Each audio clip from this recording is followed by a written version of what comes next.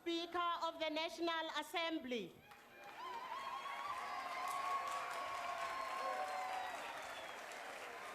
Chairperson of the National Council of Provinces,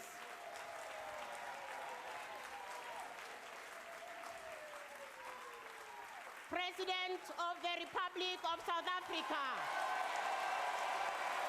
Jacob Keshegisa Zuma, Mongamelo Senin Africa, Tumatumane Fumesisweni, Katiawa Shegisagan Tiabaluta, Keshegisa Guarangamalala, Sinana Wakina Masibagam Sholosi, good luck to wear a good full self pole, Bakuta Babata when a Micholo, Katawa Butalangani, you want Tinzabatanga tax, Simela, you want to cook a land of Pexis and Pili, Napoleon Hola Sipesenga Sipona, Omamata Kongala Sigopana, you want to bomb a Peter Babal Pompolo, you Pompolo and a lot of Cholos, you could tag it left by selling Zimapika, you could let it go Saki Bob Evapuru, Jam Luto Kota Katele, you are the one over Robin Island, what's the color poor sorting when I'm sorting. Now, Mashala, what I eat, every excellence. I know it's a common. You are in a follow jump of the Masang. What's your Kulagam contest? That's a Halala Matane. This election of you are in a Machia Pillar. You have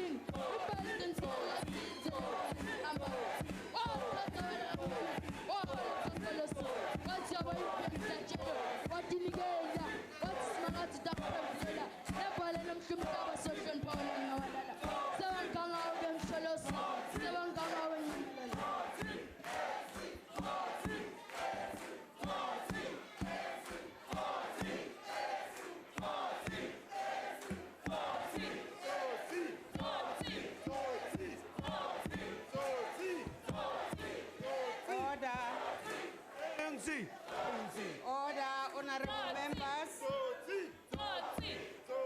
Honorable members, order. Honorable members, can we have some order?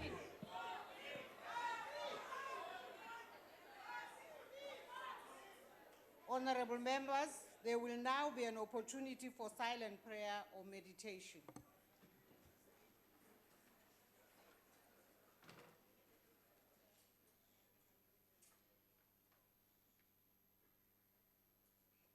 Please be seated.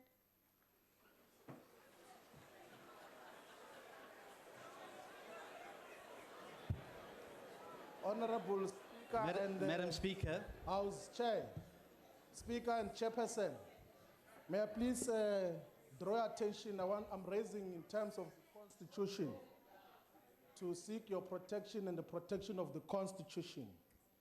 So both Section 58 and 71 of the Constitution say that as members of Parliament and delegates of the National Council of Provinces, we have got privileges, and that we are not subject, we cannot be arrested, and we cannot be charged criminally. But we have got it on good authority that 21 members of the SAPS have joined the Parliamentary Protection Services today with the intention of arresting members of the EFF. They even have these cable ties, which they want to use to tie down members of the EFF here in Parliament. But besides that, they've got injections as well. They want to inject members of Parliament of the EFF with biological contents that are going to deactivate them for the rest of the day. So we're standing up, Chair and House Chair and the Speaker, to seek protection that in the proceedings of this House today, we're not going to be subjected to harassment that will be in contravention of both Section 58 and 71 of the Constitution of South Africa. We want to raise issues with you. We have told you in advance order, Speaker. that there are issues we want to raise with you. Point of but can you order, please Speaker. guarantee protection for today, that we're going to respect the Constitution and order. make sure that everything else happens as per the Constitution.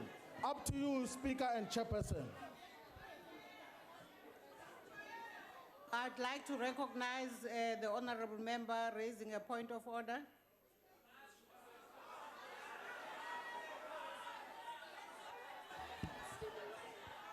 Thank you, Speaker. Speaker, this is a joint, according to the joint sitting of this House, joint House of this House, on Chapter 2. This is a joint sitting that has been called by the President.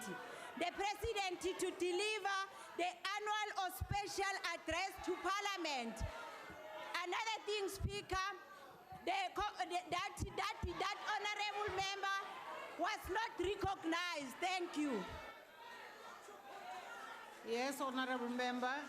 Honorable Steenhuisen. Madam Speaker, may I address you in terms of Rule 14UB of the joint rules of the National Assembly, of the joint rules of this Parliament? Madam Speaker, let's get back to the people's business in this House.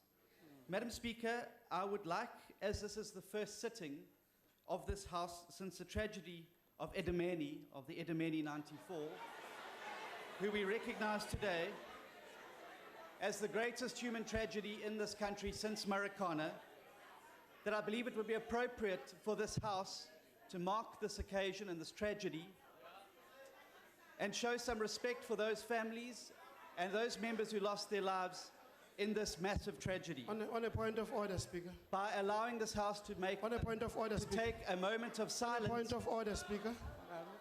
Point of order. Speaker, on a point of order.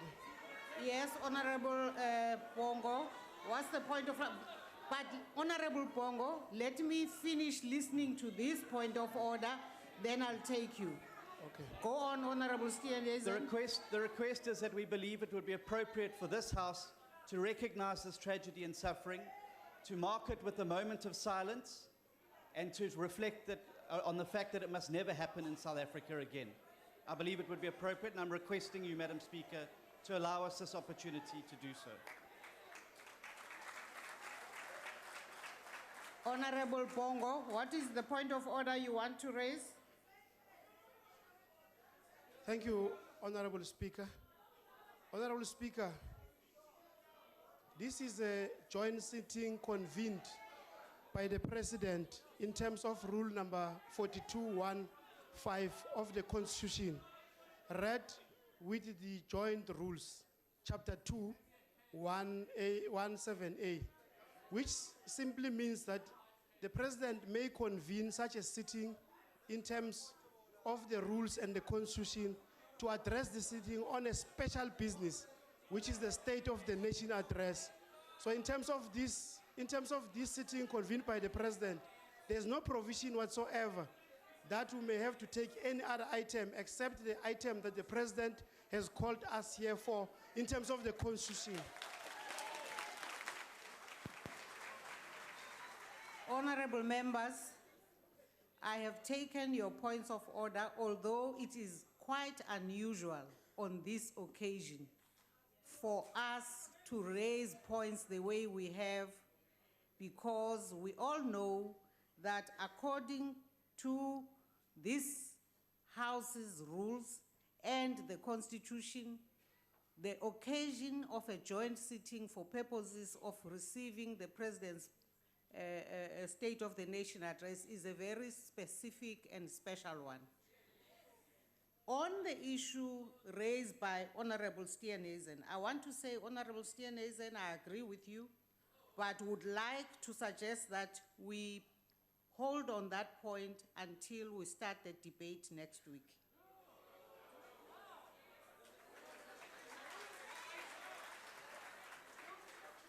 Honorable members, the President has called this joint sitting. Madam Speaker, Madam Speaker. Madam Speaker, Honorable members, Honorable Madam Waters, Speaker, may I address you? let me listen to Honorable Shibambu. He Honorable Speaker, actually rose before I rose you. in terms of the Constitution to seek protection and assurance from you that the events of this House are going to be protected by this book, by this Constitution. I've brought to your attention the fact that as part of the protection services here in Parliament, we've got members of the SAPS. We've got a fresh judgment from the Constitutional Court that state securities, particularly the SAPS, must not be involved in keeping so-called security here in Parliament or security in Parliament. We have dealt with that separately, but there are members of the SAPS. We have been assessing everything else that we do here. And we know as part of their plan, they're going to come with these cable ties. That is a valid point which you must entertain. Assure us as members of Parliament that when we proceed today, we're not going to have SAPS invading the House, violating the Constitution, undermining the Constitutional Court. We have done that on many occasions, but please make an assurance today that they're not going to allow for the violation of the Constitution and the Constitutional Court ruling on this particular issue particularly. Can you assure us about that? What is difficult about that? Honorable Shibambu, this House cannot work on the basis of hearsay, because you are now telling us something we are not aware of. So all we can say to you as presiding officers is that we will do everything according to the rules to make sure that everything we do in this House is based on the law and not based on suppositions or rumors. Honorable Waters. Thank you, Madam Speaker. Madam Speaker, this House is the People's Parliament, and we should reflect the wishes of the people. Now, 94 people were massacred in Gauteng by the health department, right? Disabled people were massacred. All the Honourable Steenhuisen is asking for is a moment's silence to reflect on that and to respect those 94 people that were massacred and their families. And I'm sure if you ask the President, he would not mind if we had a moment's silence before his speech. I think it is 94 people being massacred is worthy of a moment's silence here in Parliament. And I urge you, Madam Speaker, to reconsider what your ruling and that we have a moment's silence now and not next week. Thank you. Honorable Waters, as I said earlier on, we agree with the spirit of what Honorable Steenhuisen and yourself have raised. And I suspect even the President himself might deal with that issue. However, allow us to proceed with this joint sitting according to plan, and indeed we will entertain the matter when we start the debate on the State of the Nation address of the President. Madam Speaker. Honorable Steenhuisen. Madam Speaker, I would just like to say to you that this is the opening of the State of the Nation. This is the appropriate time to mark the tragic loss of life. You can't put a marking of tragic loss of life on hold for a week. It looks completely cheap and makes a mockery of the loss of life here. I'm sure the President won't mind if we take 30 seconds to a minute and express this House's solidarity and condolence with those who lost their lives in this tragedy that was in fact a government error. And I think it would be appropriate of this House to mark that occasion. Don't put it on hold, please. It's a heartfelt pain. Steenhuisen, we appreciate your views and we would like to be allowed to proceed with conducting the business. And I mean, I'm quite sure there are many times when honorable members have different views from the presiding officers, but the issue is we would now like to proceed with the business as planned. I see Honorable Malema has raised his hand. Thank you very much, Speaker. We are raising a simple matter that this cable tie, we took it from a security guy outside. And all of us should enjoy your protection. So a caring speaker who's concerned about all members of parliament and their safety would have immediately sanctioned that some brief investigation be made on the cable tie. And the second thing is that there are 21 police male subs in white shirts. They came in here through police vehicles. The Constitutional Court has made clear pronouncements with regard to that. And if such an allegation is made, it will be correct for the speaker to say, we sanction our table to ensure that indeed there is compliance with the law, as you say. It's not just an allegation. Our security and our safety is important, and it should be the concern of a caring speaker who's not partisan. So it shouldn't be a rumor because it came from an opposition. It is a serious issue raised by a member of parliament. And we need you as our head to assure us that no cable ties will be used against members of parliament, including injections. They are having injections. If there is a possibility of pushing people out here, people are going to be injected with biological weapons here, which are brought by these security people here. So please reassure us that we are indeed safe in this parliament. We'll raise our concerns and our issues without any fear or favor from the security apparatus. Thank you. Honorable Malema, I have already ruled on that matter. I have already ruled on that matter, and I now intend to proceed. Speaker, may I address you, please? Honorable Waters. Speakers, given your ruling that you will only consider the moment of silence next week, would you mind giving the DA 30 seconds to stand in moment of silence for the 94 people? Thank you very much. Honorable members of the DA, I have not given you your chance to observe a minute of silence, which you will observe along with all other honorable members. And therefore, your standing is your business. It is not according to the ruling of the chair.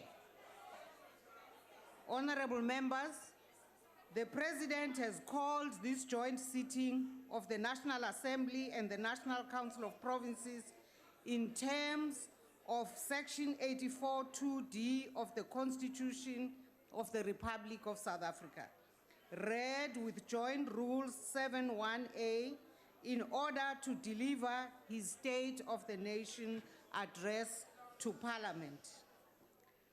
I now call on the Honorable, the President, to address the joint sitting.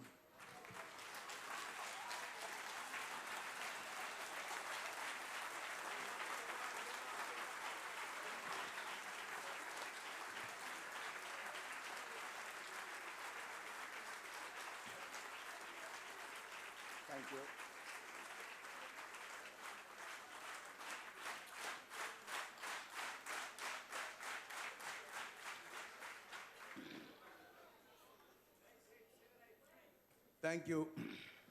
Thank you. Thank you, Madam Speaker.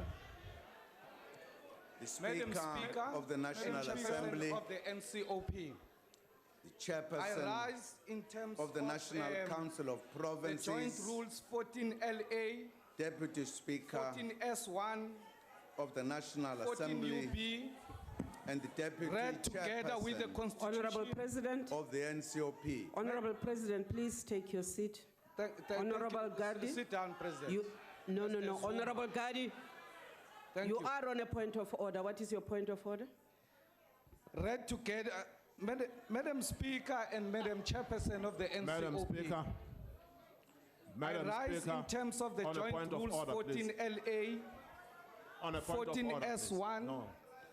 and 14 Honorable Gadi, UB. just hold your horses. Honorable member, I have recognized Honorable Gadi. He is still on a point of order. You therefore cannot interrupt a member on the floor who has been recognized. Honorable Gadi, please continue. Thank you very much. Let me start afresh so that he can hear me well. Madam Speaker and Madam Chairperson of the NCOP, I rise in terms of the rules of the joint sitting, Rule 14 LA, Rule 14 S1, and Rule 14 UB, read together with the Constitution, Section 2, Section 87, Section 49(2), and 51, Paragraph A and B.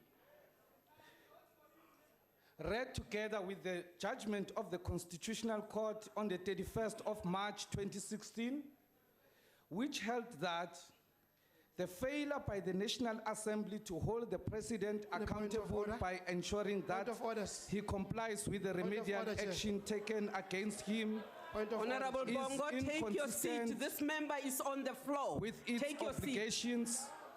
Honorable Bongo, take your seat. We recognize this member. We will rule on the matter. Please proceed, Honorable Gadi. It did not go to do his population. Don't concentrate on him. You are on a point of order. The failure by the National Assembly to hold the President accountable by ensuring that he complies with the remedial action taken against him is inconsistent with its obligation to scrutinize and oversee the executive action and to maintain oversight of the exercise of executive powers by the President, and in particular, to give urgent attention to or intervene by facilitating his compliance with the remedial action. The Constitutional Court therefore issued an order that the resolution absolving the President from compliance with the remedial action taken by the public protector is invalid and set aside. The Constitutional Court therefore went further to say the President has failed to uphold, defend, and respect the Constitution Honorable as the supreme Gadi. law of the land. Honorable Gadi. And accordingly, Honorable Gadi. both the President Honorable and Gadi. the presiding officers are in contempt of the Constitutional Court provision. What is the point of order? The point of order is that the President is in breach of his oath of office, failed to uphold, defend, and promote the Constitution. Honorable Gadi. And accordingly, he cannot Honorable address Gadi. honorable members, including the Honorable presiding Gadi. officers, who they themselves have failed to hold the President accountable. Honorable Accordingly, Gadi. the Parliament is in contempt of the Constitutional Court, just as Honorable Gadi, you are now addressing the House. You are not making a point of order. Thank you. You have heard, Madam Chairperson of the NCOP. I will await your ruling. Thank you. Chair.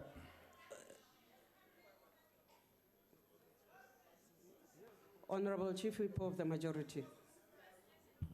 Honorable Chair, Section 89 of the Constitution of the Republic says this Parliament can remove the President from office by a substantive motion that can be brought before this Parliament. Indeed, Honorable Chair, substantive motions have been brought before this Parliament for the removal of the President, not only on the basis of Section 89, but also on the basis of the Section 102 of our Constitution, vote of no confidence on the President. This Parliament has decided not to remove the President on the basis of what the honorable member is raising today. We can't go back to that motion that has not been properly put before this House. It was put before this House. The motion was defeated in this House. I therefore request, Honorable Chair, that you rule that we continue with the business of this House and reject this frivolous intervention by this honorable member. Thank you very much. Honorable Chair of the NCOP. Honorable Malema, I have yet to rule on this motion. Yeah, but you gave him an opportunity to speak before you even ruled on Godrich. Because the procedure is such that you must rule on Godrich before you give him. You broke your own rules, so allow me to proceed. Proceed. Yes. Thank you very much, Chairperson of the NCOP. Sitting in front of us here, it's a man who Are you is on a point of incorrigible. order? An incorrigible man, rotten to the core. And that has been found by the Constitutional Court. And this story that Honorable you voted, Malema. the story Honorable that you Malema. voted majority to keep him, it doesn't make him Honorable a Malema, legitimate that is president. not a point of order. But listen to me. Listen to That me. is not a point of order.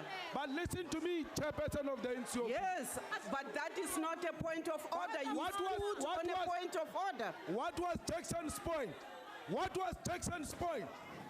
What was Jackson's point? Can I rule? No, but let me speak. What was Jackson's point? We're all equal here. We're all equal here. Jackson did not rise on any Chairperson, point in the rules. point of I'm order. following in what he did. Point of order. So I'm saying the fact that majority Point voted of order, Chairperson. against the Constitutional Court decision, it doesn't make the majority right. You voted against Point of the order. Nkandla report, which was declared by the Constitutional Court that you were in breach Point of of the Constitution by voting against the Nkandla report. You are repeating the same mistake. Mr. Zuma has collapsed his own right to address us here. Can you allow Mr. us to rule President, on the matter? 441 soldiers will order, never Chair. protect you. Point of order. Your Point of problem is order, not Chair. outside. Point of order. Your problem is here. Point of order. There is no Point of soldier order. here. Point Here of we're order. elected. Honorable You Malema. want soldiers to defend Honorable you. Malema. Let soldiers form a political party and come Honorable in. Malema, please Inside take here, your they will seat. never come in. So we are not Honorable going to Malema. allow the president to address us. Honorable Malema, Point please of take your order. seat. Honorable members, allow us to rule on this matter. Honorable Gadi rose on a point of order. I actually ruled and said what he was doing was addressing the House and that it was not a point of order. I then allowed the chief whip of the majority party to speak. I want to say, in the first place, the matter the honorable members are dealing with, the members of the National Assembly, has nothing to do with the business of today. It has nothing to do with the joint sitting. It would have nothing to do with the joint sitting because the NCOP is not empowered to elect or to impeach. On a point So- of order. I am on the floor. I am addressing this House. You will take your seat. And therefore, this point that the joint sitting must now address the business which belongs solely to the National Assembly cannot be viewed as a serious point of order by this joint sitting. And therefore, I wish to dismiss all these points of orders. Chair of the NCOP, can you recognize me? You are recognized. Madam Chair, let me just remind you, when Honorable Gadi stood up, he cited section 14 of the joint rules. He didn't go with the rules book of the National Assembly. So we have a rule book that it called a joint rules book 14C, and he quoted so many sections in that rule book, and he combined it with a section in the Constitution. So we would like to stress that, Madam Chair, since this Parliament have not taken the advice of the Constitutional Court, that rules that the President have violated his oath of office. So therefore the President cannot address this House until, Honorable Shope. you, That is presiding not officer, a point of order. you Honorable pronounce Shope. on the procedures to discipline Order, the Chair. President. Honorable Shope, that's Order, not a Chair. point of order. I have ruled on this matter. Please allow us to continue with the business of the day. I want to urge honorable members not to stand up and repeat what is really not a point of order. If members of the National Assembly wish to carry on with this matter, please do it when it is your own sitting at your own time. On a point of order, Chair.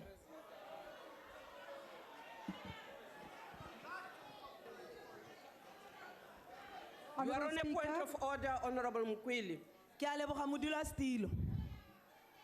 Ke ema yana ke go gakolola gore ka di 25 tsa October 2016 you allowed Mr. Zuma to address the National Council of Provinces, and we made it a point to you, Honorable Chair, to say, is that a point of order, Honorable Mukwili? It's a point of order.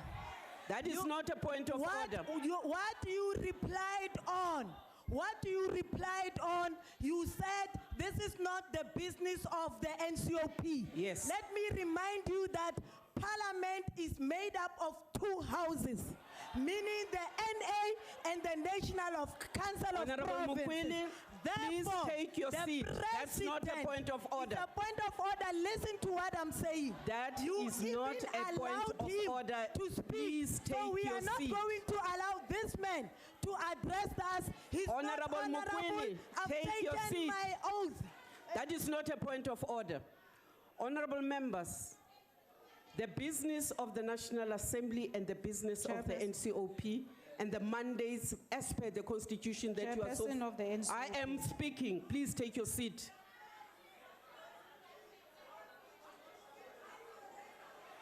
Honorable members, we will not allow the business of this House to degenerate or not to start simply because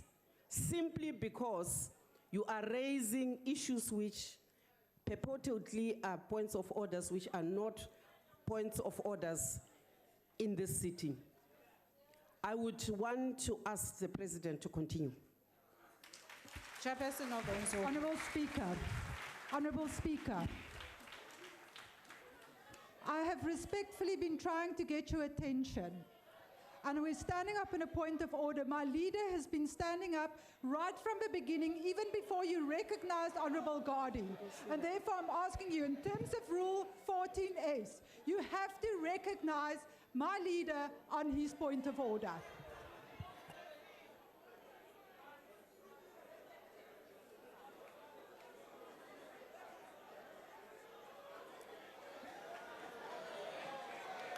I did not see him. Honorable members, Kahleni Bo. Honorable members, I did not see Honorable Lekota. No, I did not see his hand. I have no reason why I would not recognize him. Honorable President, please take your seat. Honorable Lekota, a point of order. I rise on a point of order, Madam Speaker. I rise on a point of order. You are covered, you are protected. Say, please proceed. You are on a point of order. In terms of Section 48, it relates to Section 48 of the Constitution. In terms of that section of the Constitution, none of us can be a member of Parliament, of the National Assembly or of Parliament without taking an oath under Schedule 2. We of the Congress of the People want to place it on record. We pointed out in the last State of the Nation address that the gentleman before you has broken his oath of office. He admitted that. Subsequently, the court found that he has discharged himself from the oath of office.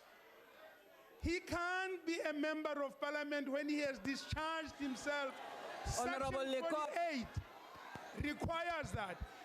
Madam Speaker, Honorable Lekota. In English it's called a scoundrel. In our mother tongue, it's Honorable called Lekota, that lemenemene. is not a point of order. Now, we cannot hold lemenemene as a role Honorable model.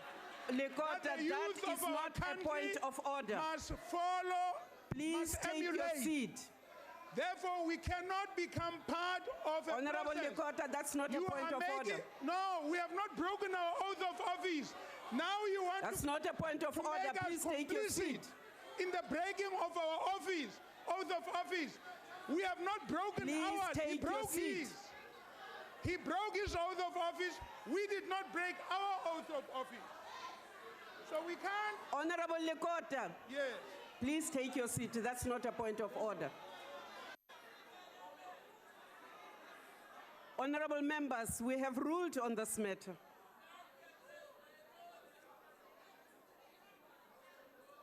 We have ruled on this matter, and I wish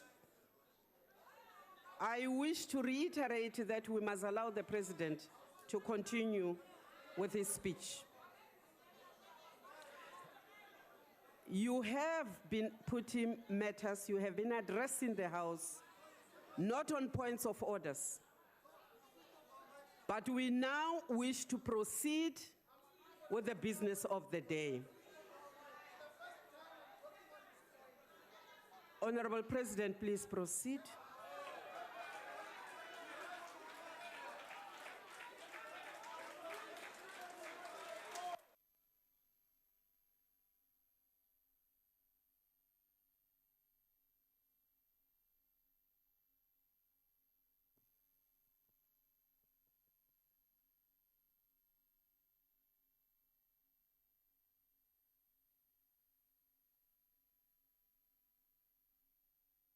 You are suppressing our freedom of speech.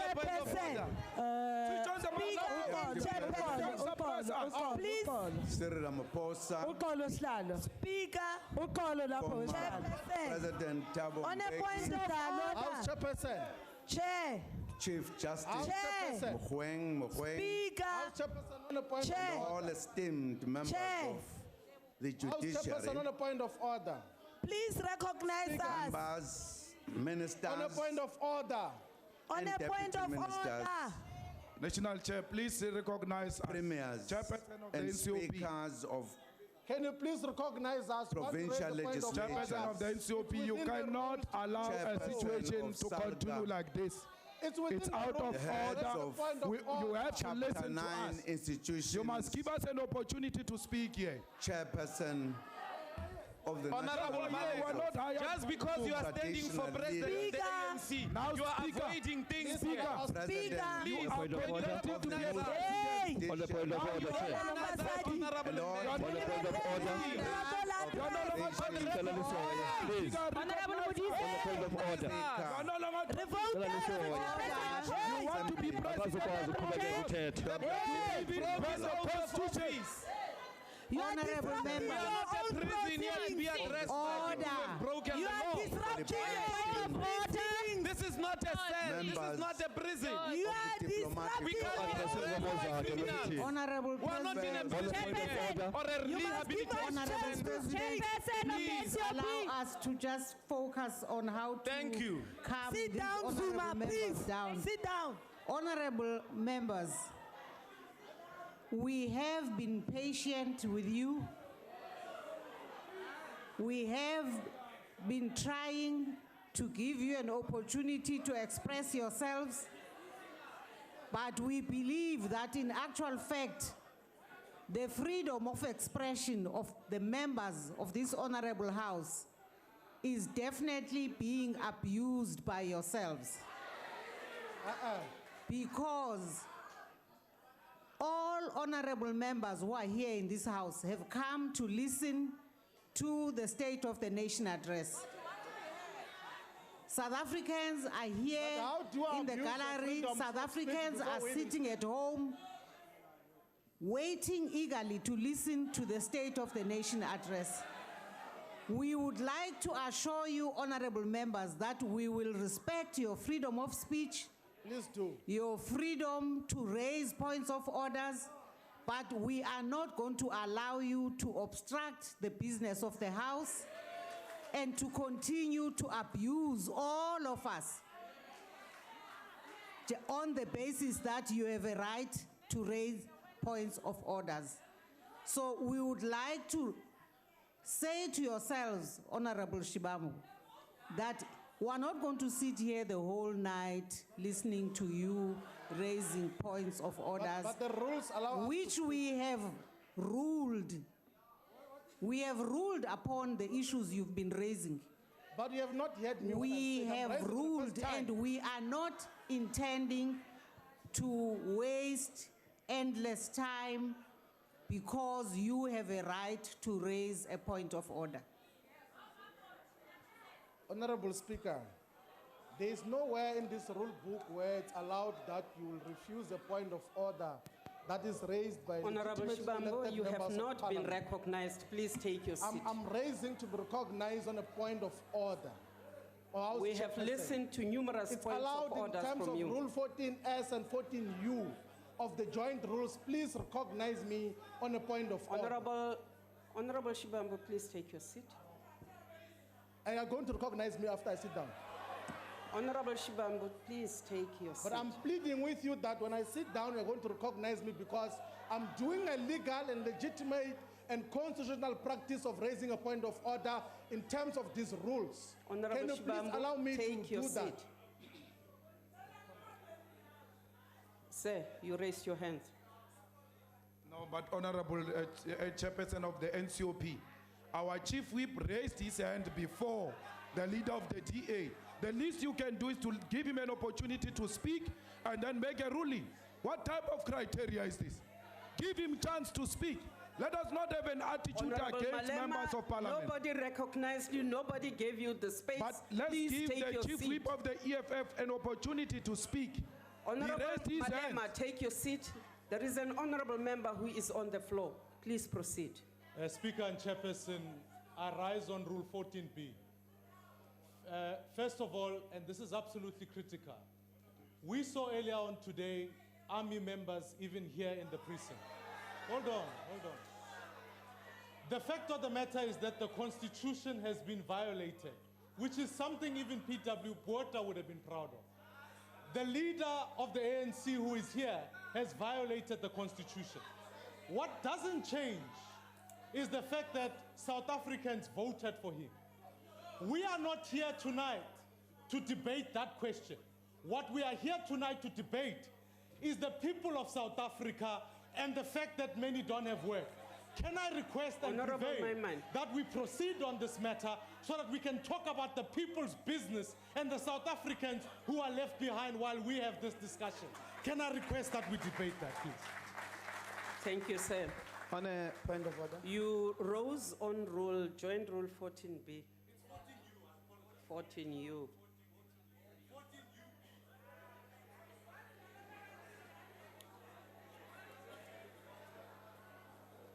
Honorable members, can we do the right thing and allow the president to proceed with his speech?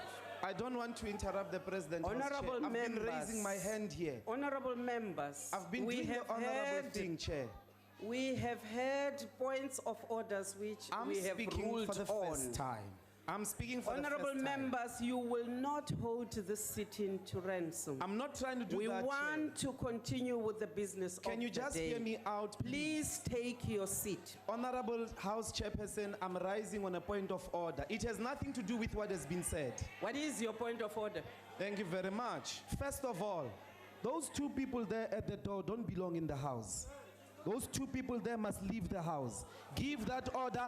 Everybody that is in here must have this card and must have been sworn in terms of his oath of office. Those guys must leave the house. They don't belong in the house. They're in the bridge of the... Even the justices are sitting on the other side. The justices are sitting on the other side. We've got two people there. I don't know them. I didn't vet them. This is my house. They must leave. Those two people there. That's number one. I don't know them. Do you know them? You look shocked, Evie. But you'll say this is your house. There are two guys standing there. Who are they? Do they have this? They must go. That's the first point of order, Honorable Chairperson of the NCOP. The second thing is a fundamental mistake here. We are all first and foremost citizens of South Africa, and we are not allowed, according to the Constitution, to stand for any office if we have a criminal record. The Constitutional Court, it doesn't matter whether it's NCOP, it doesn't matter whether it's legislature, even a council of councillors in a township are not allowed to hold public office if they are found to have been in breach of the Constitution. If you want to listen to a person that has breached the Constitution, go do it elsewhere. Somewhere in the prisons there, where criminals speak. I have a duty, together with other members of parliament who have taken an oath of office, to protect this house in terms of the Constitution. Mr. Zuma, please leave, Baba. Please leave. You don't belong here. You are a constitutional delinquent. You have to leave. Then we can proceed with the business of the house. I'm sure each and every one of us are competent to can deliberate on the state of the nation. But Mr. Zuma is a delinquent. He breached the Constitution. He doesn't belong in it. It is him that should leave, not us. You are wrong not to protect us. You're protecting him to stay here. As a constitutional, as a criminal. You are not making a point of order. It is a point of order. It is no longer How a do you point of call order. this house in session when people have invaded? Mr. Zuma, together with those two guys, they don't belong in here. Honorable He's Ndosi, a criminal, and take they your must seat. leave. Honorable Ndosi, take your seat. Honorable members. Slalo,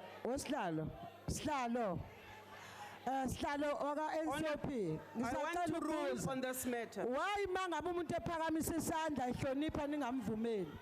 Ngiyacela njengoba nami ngiyimember yalana. In point of order, ma'am. Yabona lento point of order ngikhuluma ngithi ngiyacela. Umuntu ucela on a point of order or point of Yeah, ngabe point of order ngaba kuyona ngifuna ukukhuluma. Khuluma ma. Ngiyabonga ke.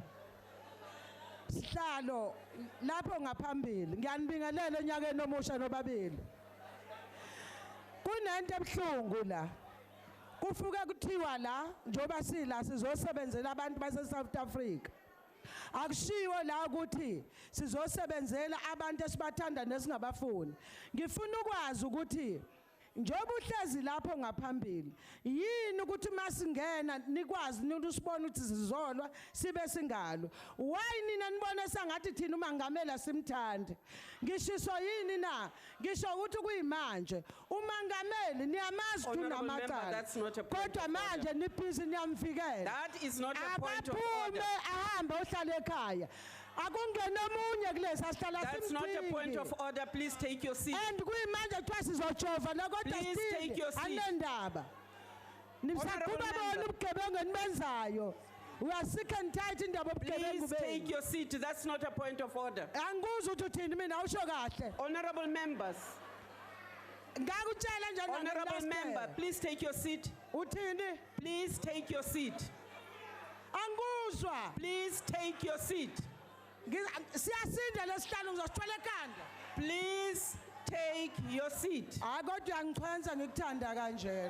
Please take your seat. Honorable members, we have been patient. We have listened to you. We have also said to you, you must refrain from these continuous points of orders, which are frankly very spurious. We have also advised that you should not abuse the joint rules. We want to ask you to take your seats, to allow us to continue with this business of this house.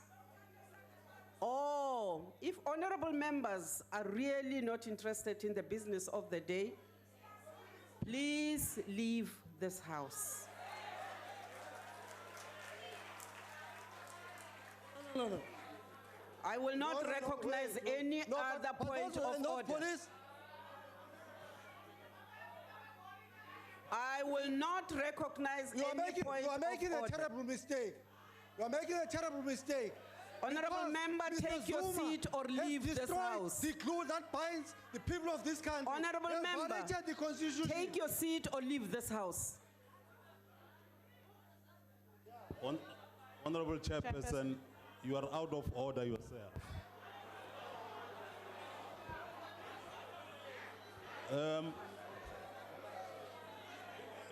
Honorable Madisha, I did not recognize you. Please take your seat. You are not following the rules. Please take your seat. You are out of order yourself. If you do not want to take your seat, sir, please leave this house. Chairperson. You have Chairperson. Take your seat or leave this you house. You are wrong. You are wrong. Honorable Madisha, please leave the house. Because you cannot take. It's wrong of you. Honorable Madisha to it's wrong of you to take. I want to emphasize what we believe is a thief from the streets and say that he must come and address a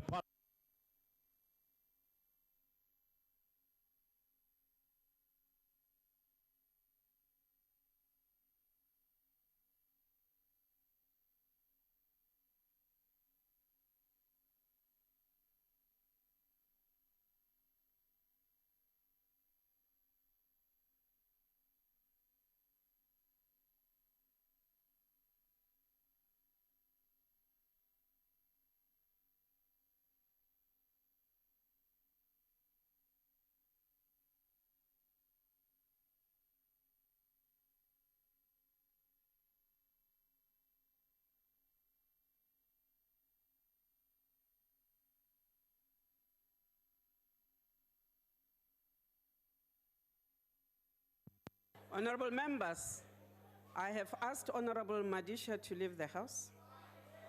He has refused to leave the house.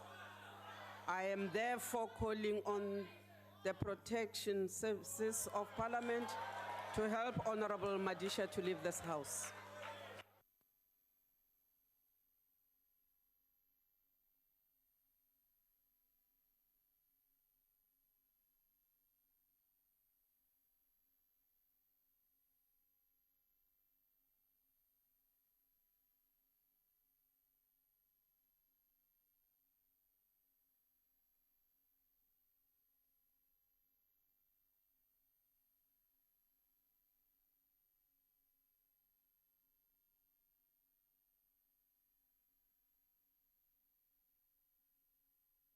When you are on your head, on your feet, you are recognized. Proceed.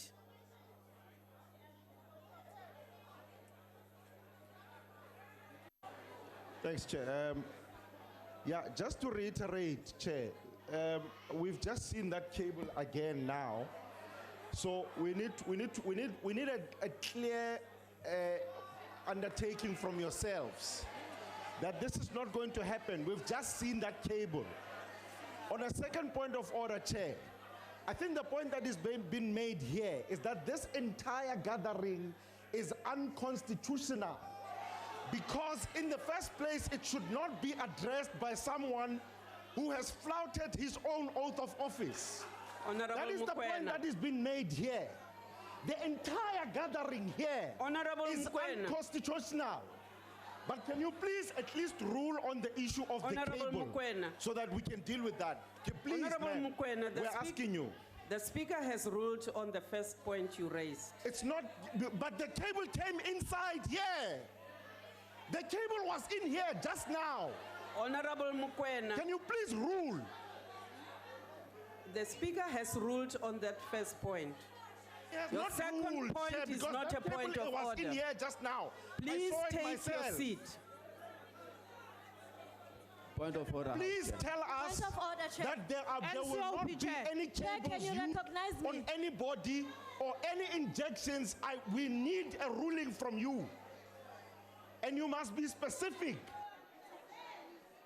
House Chair, point of order, please. Honorable Mukwena. As the Honorable Chairperson is saying, the matter of the security forces, the parliamentary protection services, I have ruled on. And honorable members, the Honorable Chairperson has also ruled on the matter of this ending points, supposed points of orders. And honorable members, we are not taking any other points of orders. Speaker. Honorable Mukwena. Can I be recognized? Honorable Mukwena, I'm not going to recognize you because, as I'm saying, we are not taking any more Speaker. spurious points of orders. We've been Speaker. carrying on like this for an hour now, and we Speaker. have no intention of proceeding like this beyond this. Speaker. We have, honorable members, been very patient with you and cannot waste the time of South Africans beyond what we have done. Speaker. Any honorable member who does not want to abide by the rulings of the chair would have to please leave the house so we can proceed. Speaker. Honorable Speaker, may I be recognized, please? Honorable Kwankwa. On this matter, you've not made a ruling, so I think I'm within my rights to stand up. On which matter? The matter was raised by the leader of the Democratic Alliance about the presence of the two members of the security office in the House. And later on, it was also raised by the EFF. We're asking you to tell us, explain to us the presence of these members in the House and why we have them here. The other question, Speaker, I think which is more fundamental, is that we need to be treated fairly here as members of Parliament. You're extremely harsh on Honorable Matisha. There are members of Parliament who stood up 50 million times, who spoke without being recognized, but he said something once or twice and then he was told to leave the House. That's a fact. The other important matter here, we need to ask ourselves, what kind of leaders are we? Yes, we have political differences. There was a young child here who was a praise singer, who was drowned out by the noise. We couldn't even appreciate and listen to the quality, to the talent that the member has. The other issue, Chairperson, whether we like it or not, it's unfortunate that we have to disagree about whether or not we should rise and pay our moment of silence to the people who passed away. We should even be fighting about the matter. The point of order is the first matter I said. Please explain to the House as to the presence of these members who we think are members of the security forces. And you make a ruling on that. Honorable Kwankwa. Honorable Speaker. We have the two members who are ceremonial guards. And they are not in the House. They are not in the floor. They are not on the floor of the House. Since when? Since when? Honorable members. Since when? Honorable we never members. agreed on those boys there. Honorable Speaker. We have never agreed on those people. Please, we are not taking any more points from you. Just a brief And therefore, if you are not going to cooperate with us, we will peacefully ask you to please leave the chamber. Yes, I'm going to do exactly that. All I'm saying is that you are so prepared to chase people who violate the rules and keep a man who violate the Constitution. Honorable Malema. You are prepared to chase out Honorable people Malema, who are protecting the Constitution in the name of the rules. Leave the if there is chamber. anyone who must leave, Honorable it's this Malema, one. leave the chamber. I'm not going anywhere.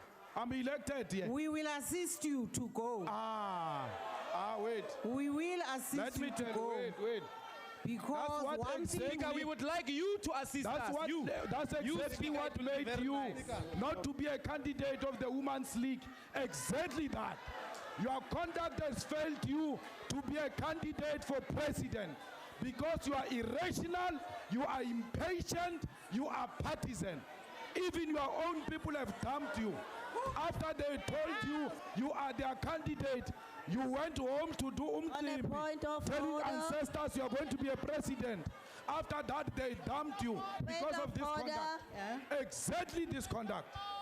How do you chase us for breaking the rules and you are not chasing a man who has broken his oath of office, his constitution? We are abused by Zuma here. We are not going to We are allow abused you by Zuma. to abuse us the whole night. No, we are abused by Zuma. You are scared of Zuma. He used you, he dumped you. He used you and promised you that you are going to be a president. And you went home, you slaughtered a cow. On a He point dumped of you. order. He dumped you. We are abused by Zuma here. Honorable Malema, please You can do leave the anything. house. Honorable Malema, If you want to leave kill the us, house. kill us now.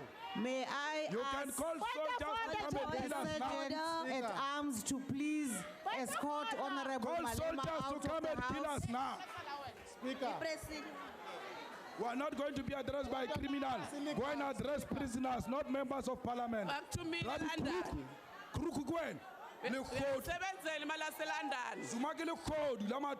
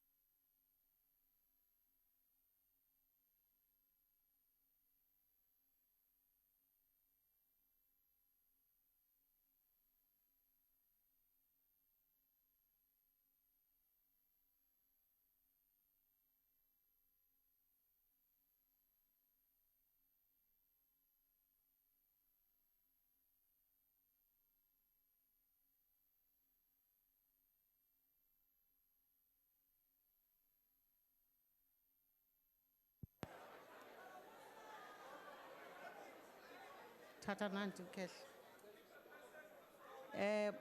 Babu Butelez, do you want to rise on a point of order? Honorable Speaker and Honorable National Chair of the National Council of Provinces, Ministers, Deputy Ministers, Honorable Members, Members of the Judiciary. Mr. Ndozi has suggested that I should leave here because he says it's going to be quite rough. I don't know where to go with it.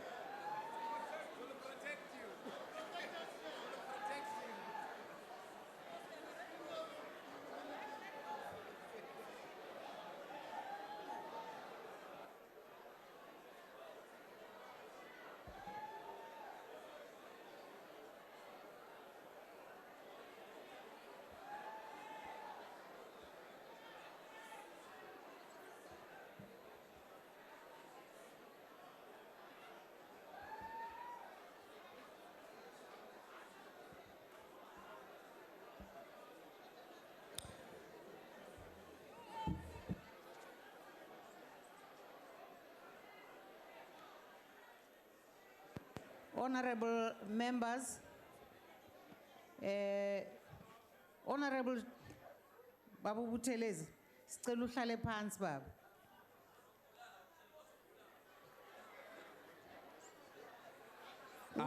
Honorable members, sizomvikela ungawari. we don't think it's acceptable for an elderly member of this honorable house to feel that he must leave the house because it looks like it's going to be rough. It's really unacceptable. And therefore, from the chair, we would like to ask the honorable members of the EFF who have not been behaving honorably to quietly and peacefully leave the house because clearly President Zuma is the one that must leave. But we are not going to allow We did nothing you wrong to have honorable members feel threatened because you have a campaign to come and disrupt the gentlemen a joint are not sitting. going anywhere. I assure you are not going anywhere. Honorable Shibambu, Yes. the president of this country is going to deliver the State of the Nation address. I'd like to assure you of that. We are not going anywhere. So we would like you to leave us in peace. We are not going. If you are not going, then we have no Zuma must option. go. He's the one who must go. We have no option. Office. We have no option. He must address the but nation to from us, prison, not from there. the parliamentary Cannot protection be addressed services by to come and assist you or persuade you to leave the house. This is Zuma's I would legacy. like to ask that we perhaps allow Legacy. Honorable Buthelezi to move from that seat and so that for now, until we have assisted these honorable members You are instituting a coup in the Zuma IFP. is not scared of us. He is scared of your men, not us. We are not going to do anything to leave the house. Honorable Speaker. He is the criminal. He is the thief. I have called on the parliamentary protection We are not services going to leave the house. to come Let into Zuma the leave chamber the and house. assist these honorable Zuma members. must leave the house. Zuma must Honorable leave the Malema, house. you are the one who's not prepared to go. I hope this gentleman will You can persuade kill me. It's fine. Kill me. Just kill me. There's no problem. Kill me.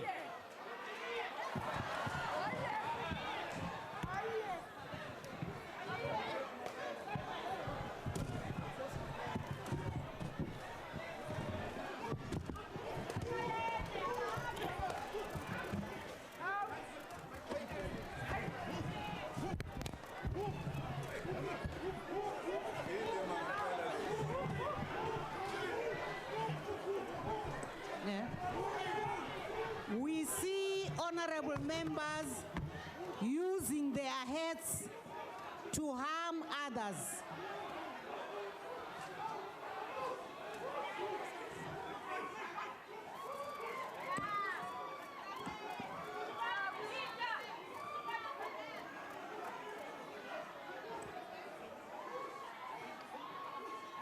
How? Hey.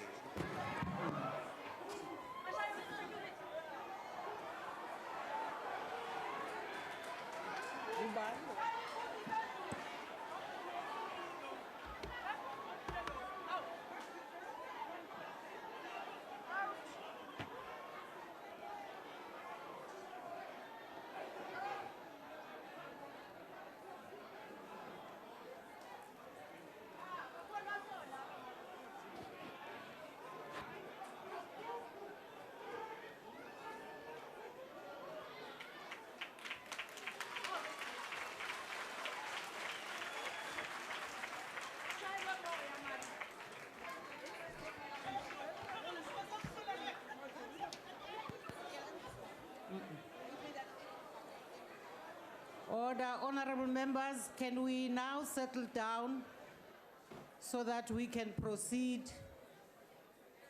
with today's business?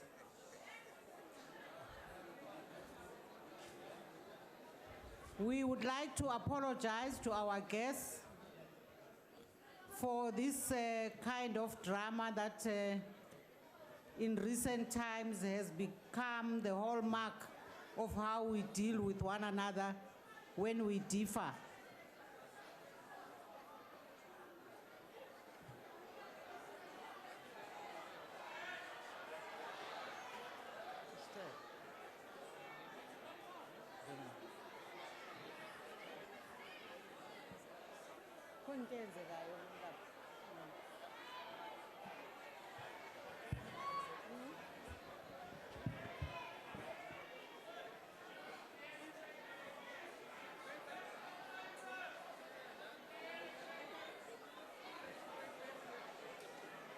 We would like to ask the guests, the guests in the gallery, can we ask that we try and settle down? Madam Speaker.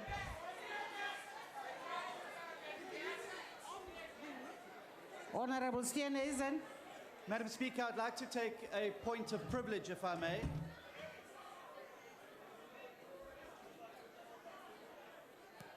Honorable members, please take your seats. Take your seats. We've got a member who wants to make a point of order.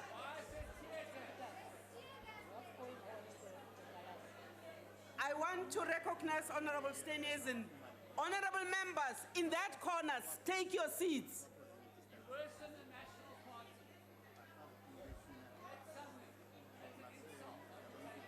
Honorable member, please take your seat. That member, please take your seat.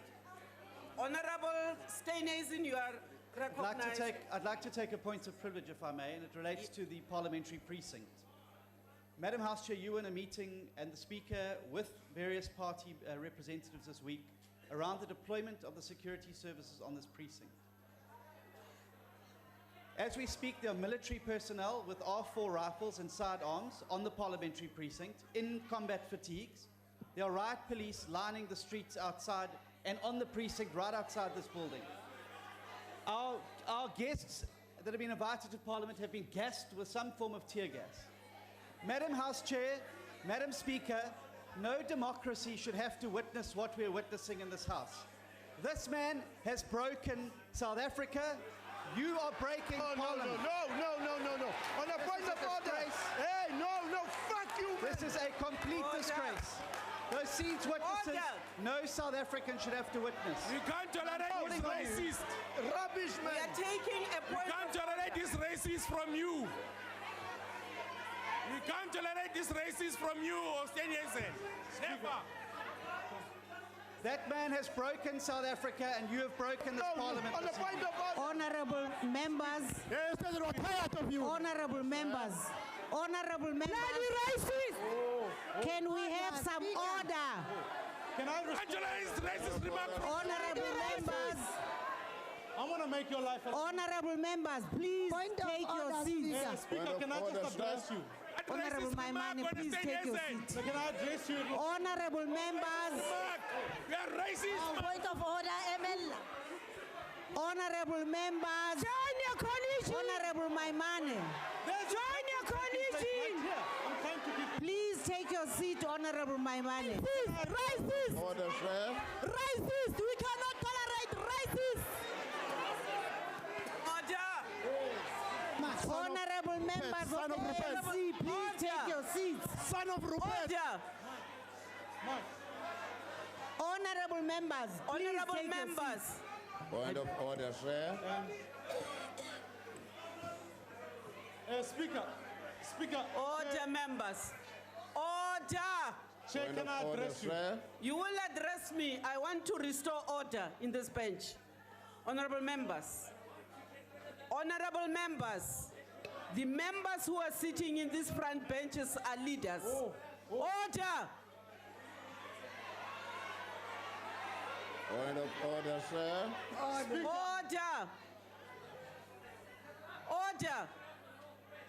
Speaker. Order. Honorable Maimane.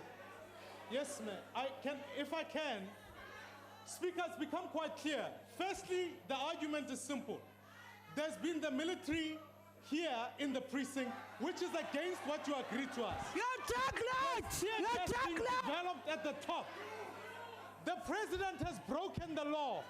This parliament does not stand. We cannot stand for a violation of the Constitution by you as well. We refuse in this house, and I will request that we on a point of order, to stay in the Speaker, on a point of order.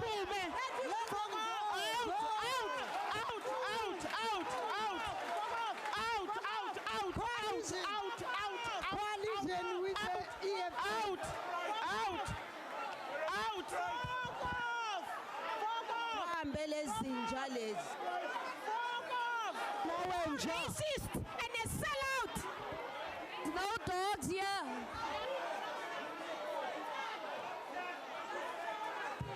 More racist and a sellout. Racist. My money, racist. Coalition.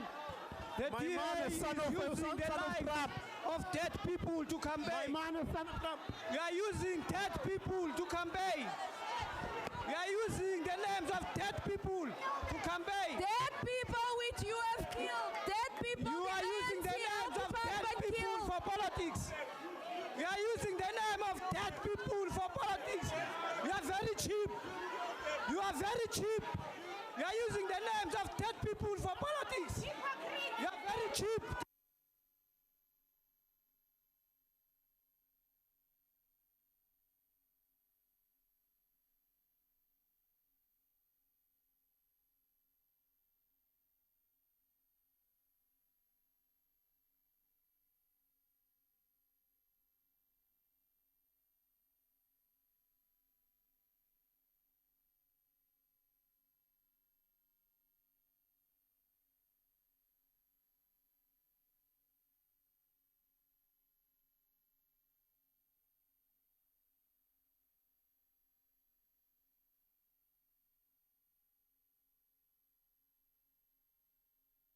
Order, honorable members, let us allow the honorable members of the DA to leave the house peacefully in an orderly fashion so that we can proceed with the business of today.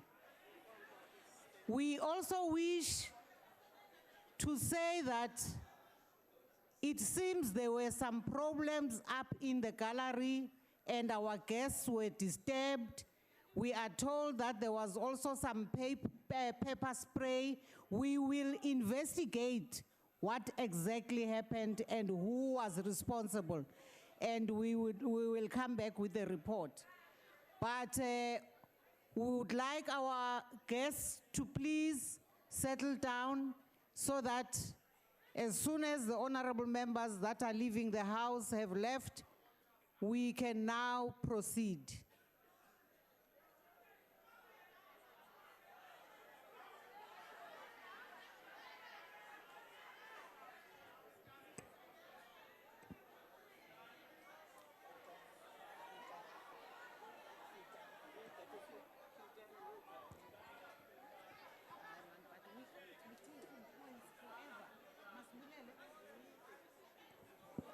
Honorable Filtane. Can you please order someone to come and wipe it, please?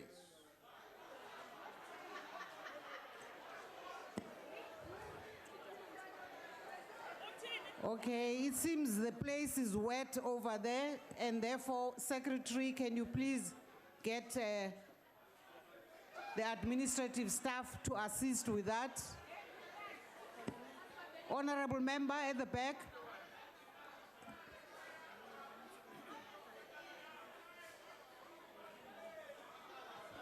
Honorable Speaker.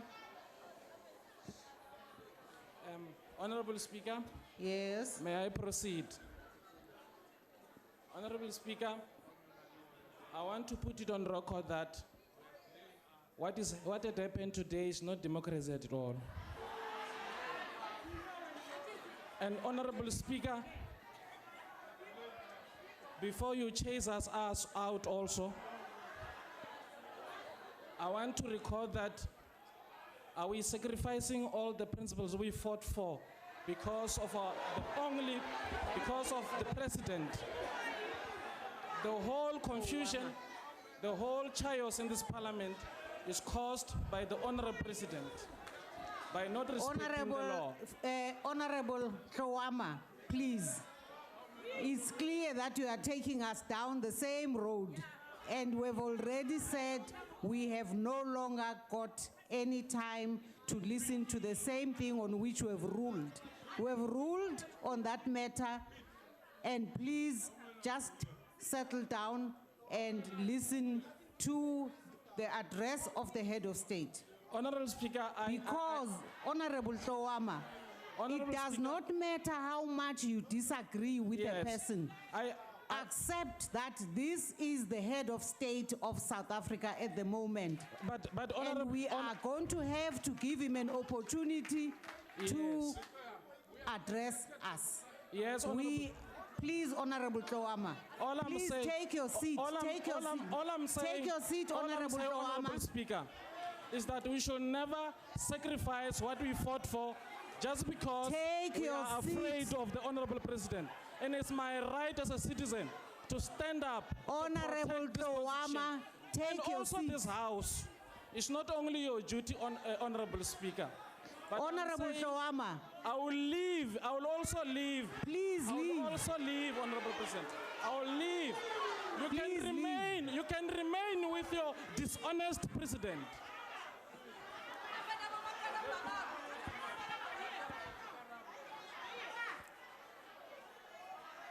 Honorable President, could you please address the House? Finally.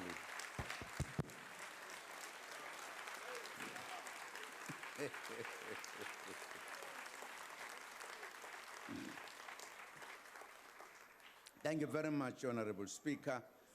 Let me start all over again.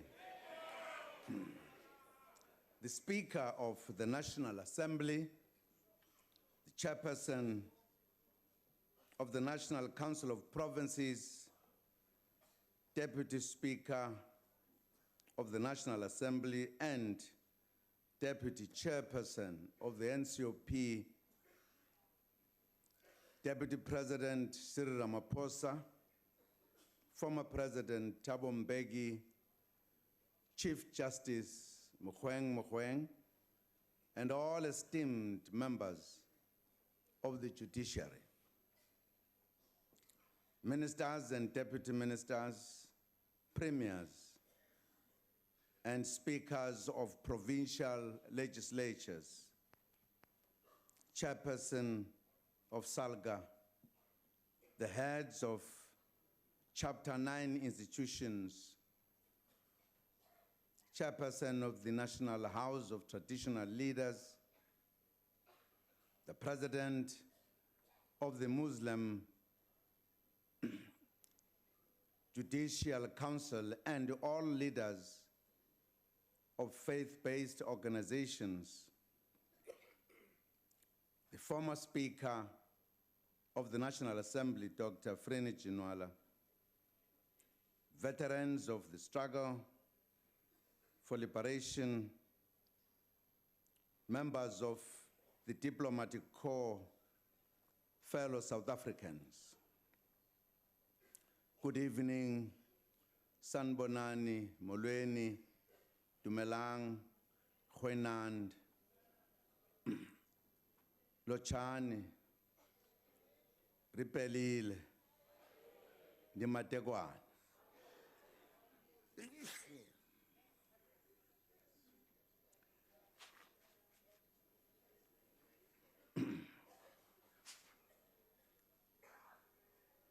Beg your pardon, Speaker.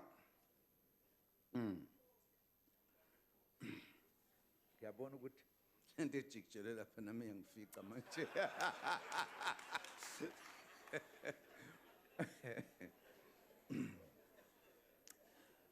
Honorable members, thank you, Madam Speaker and Madam Chairperson, for this opportunity to address the joint sitting of Parliament.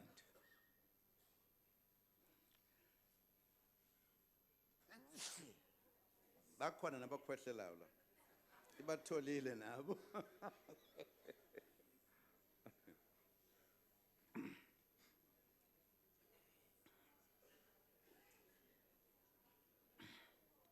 Honorable members, an illustrious son of our country, President Oliver Reginald Tambo, would have turned 100 years old this year had he lived.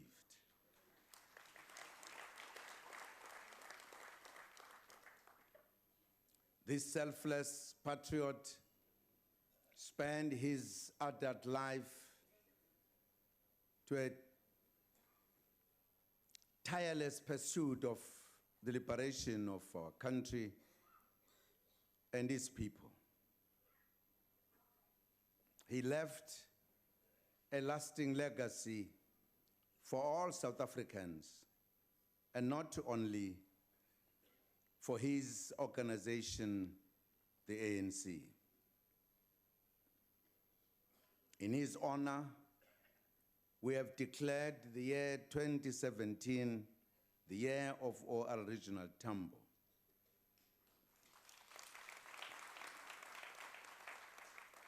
It is the year of unity in action by all South Africans as we move South Africa forward together. We have the pleasure to host members of the Tambo family this evening, Mr. Dali Tambo, with his wife, Rachel, and their son, Oliver Tambo Jr.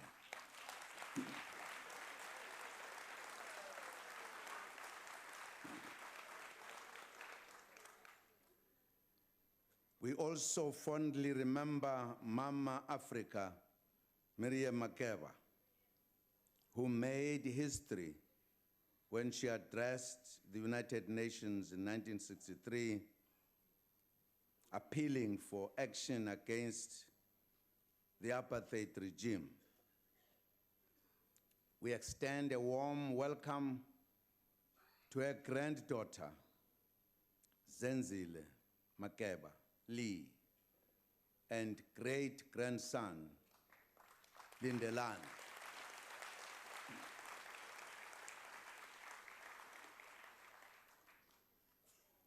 Compatriots, in this 23rd year of our freedom, our mission remains the quest for a united, democratic, non-sexist, non-racial, and prosperous South Africa.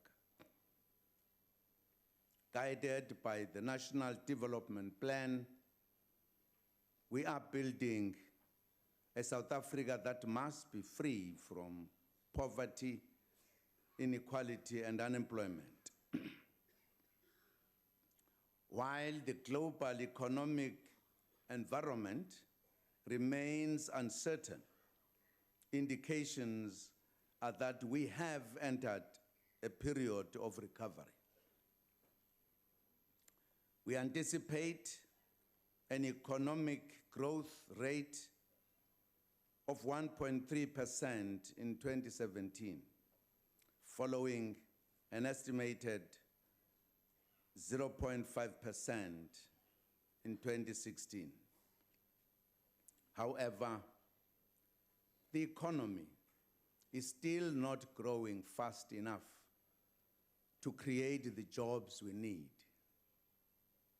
There are some of our people, including youth, who have not worked for years. It is for this reason that we decided to focus on a few key areas packaged as the 9-point plan to reignite growth so that the economy can create much-needed jobs.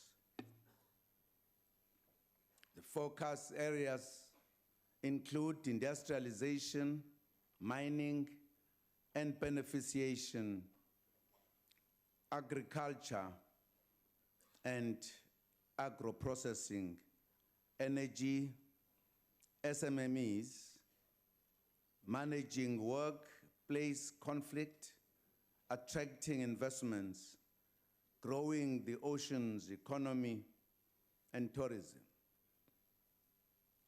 We also added cross-cutting areas such as science and technology, water and sanitation, infrastructure, transport infrastructure, and broadband rollout.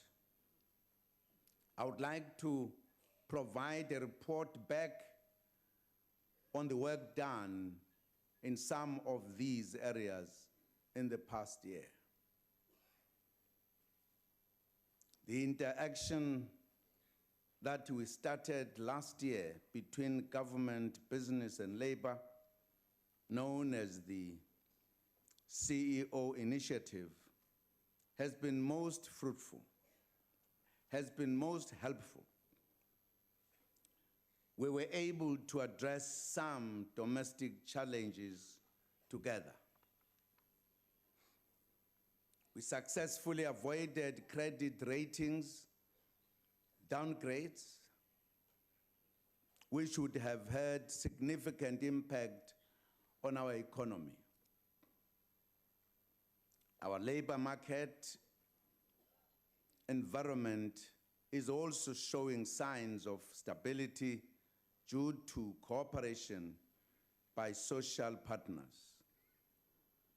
The manner in which parties conducted and carried themselves during the wage negotiations in the platinum sector in particular must be applauded. Unity in action was also demonstrated against this week with the conclusion of the agreement on the national minimum wage and on measures to stabilize labor relations. This follows a call I made in the State of the Nation address on the 14th June 2014. We congratulate the Deputy President and the team at NEDLEC for this milestone and wish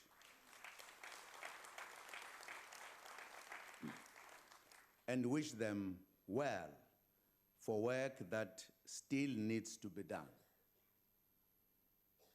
Compatriots, the extension of basic services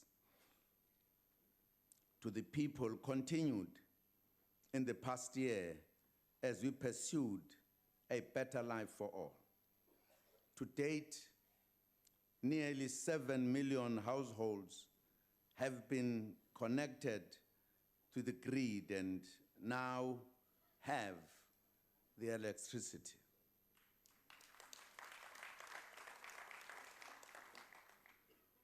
The successful execution of the ESCOM's build and maintenance programs helped ensure stability and an end to load shedding.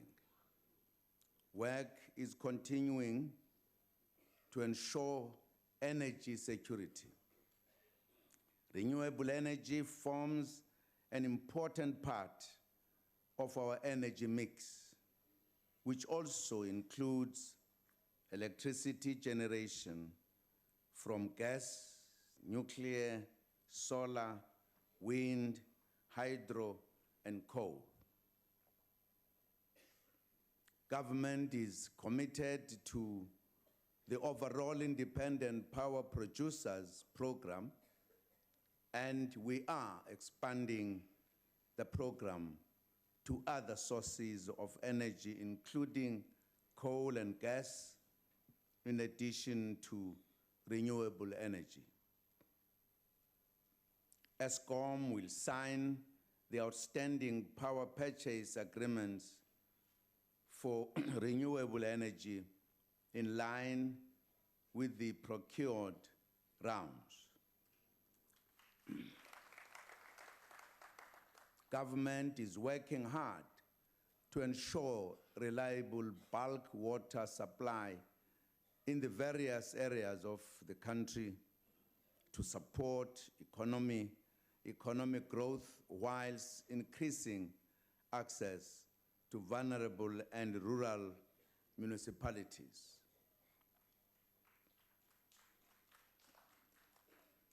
In an effort to curb the water losses, which in some municipalities far exceeds the national average, which is currently at 37%, about 10,000 unemployed youth are being trained as plumbers, artisans, and water agents. More will be recruited this year to reach the total of 15,000.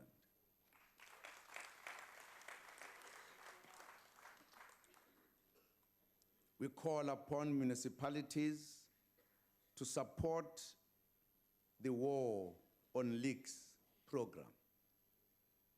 We continue to build modern schools, replacing mud structures and other inappropriate buildings through the Accelerated Schools Infrastructure Delivery Initiative, ACID. This gives our children dignity. A total of 173 inappropriate structures have been eradicated since 2011.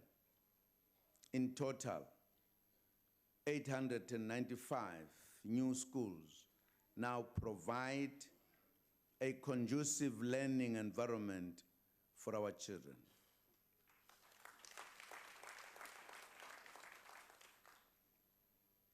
On investment promotion, government has established Invest SA, an investment one-stop shop nationally, and will open provincial centers in KwaZulu-Natal, Gauteng, and the Western Cape.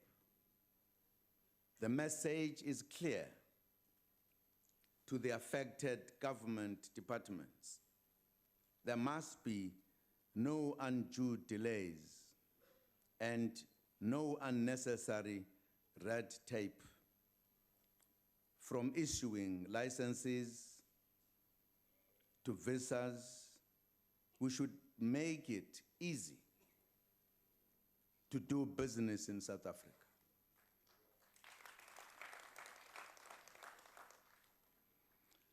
Compatriots, President O.R. Tambo was a maths and science teacher.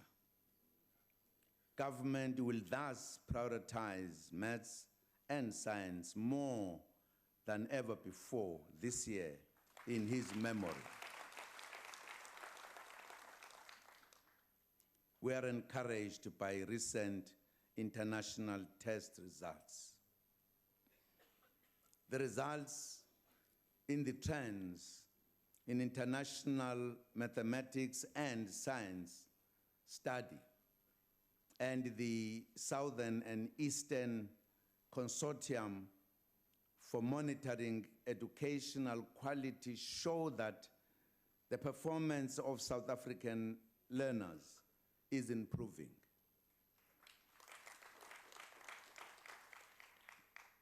Amongst the participating countries, South Africa has shown the largest improvement of 87 points in mathematics and 90 points in science.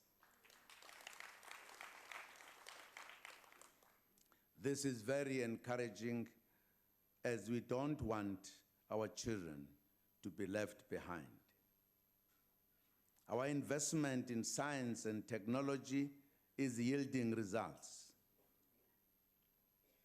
Since South Africa, supported by its 8 African partners, won the bid to host the Square Kilometre Array telescope, significant progress has been made in building this mega science project and reaping its benefit.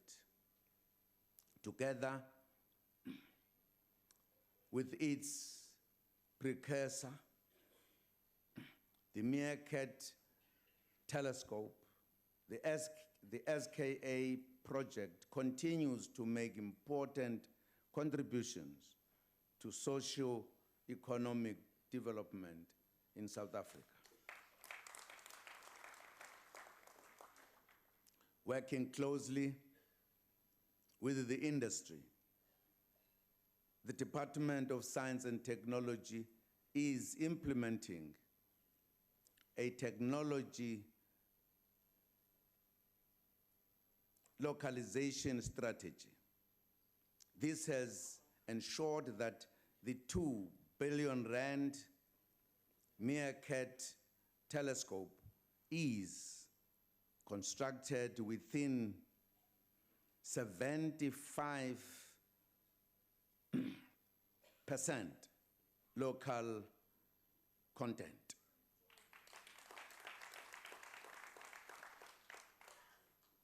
This has led to job creation in the Northern Cape and diversification of the economy through the creation of artisan and maintenance jobs and the promotion of science as a career of choice. On road infrastructure, Sandral has started with the planning phase of the 4.5 billion rand project to upgrade the current Moloto Road. Saka umgwaqo kanye nololiwe kumloto road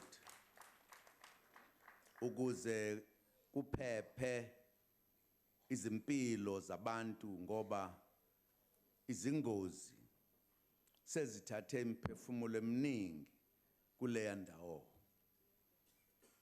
During 2016, South Africa also signed a cooperation agreement with the People's Republic of China to build the Moloto Rail Development Corridor. In 2014, we launched the Operation Pakisa Big Fast Results methodology in the ocean economy, health, education, and the mining sectors. The purpose was to find a few key projects where we could unlock growth in implementing the NDP. All projects are proceeding well. The South African Navy also participates in the Pakisa project and is preparing to host the government garage concept for all state-owned vessels in Simonstown, including the maintenance and repair of government-owned vessels through the newly established South African Navy Armscott-Dinell Partnership.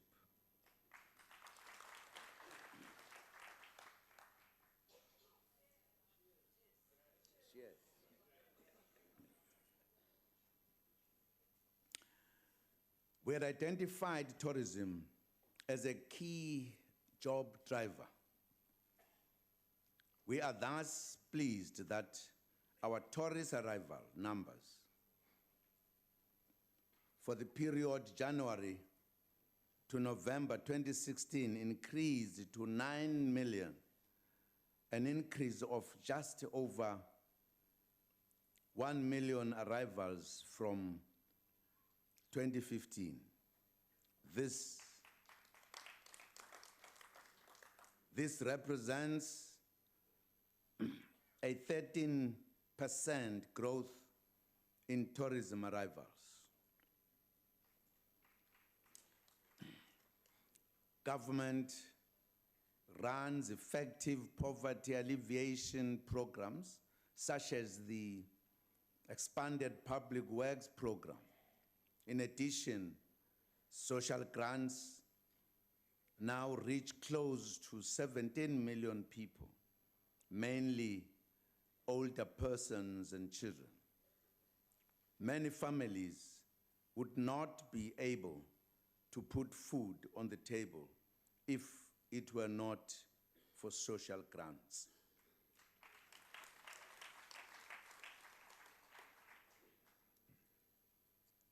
The expanded public works program has since 2014 created more than 2 million work opportunities towards the attainment of the target of 6 million work opportunities by the end of March 2019. Of the work opportunities created, more than 1 million have been taken up by the youth.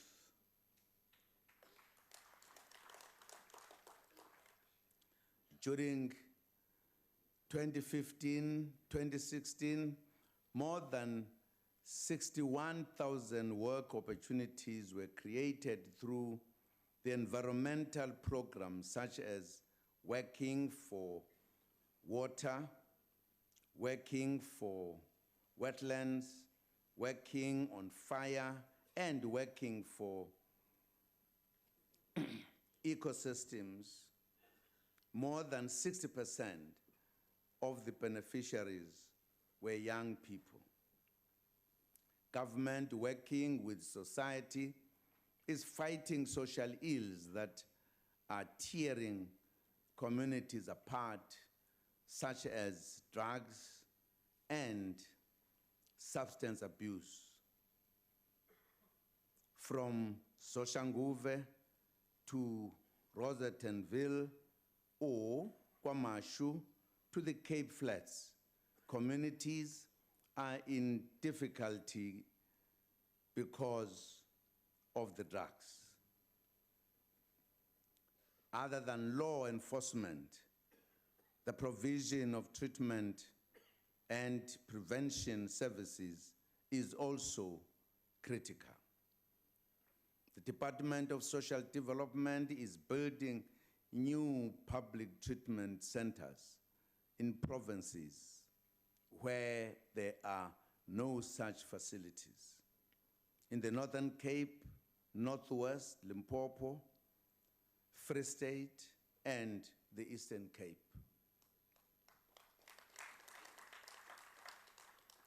Working together, we will save our youth from drugs.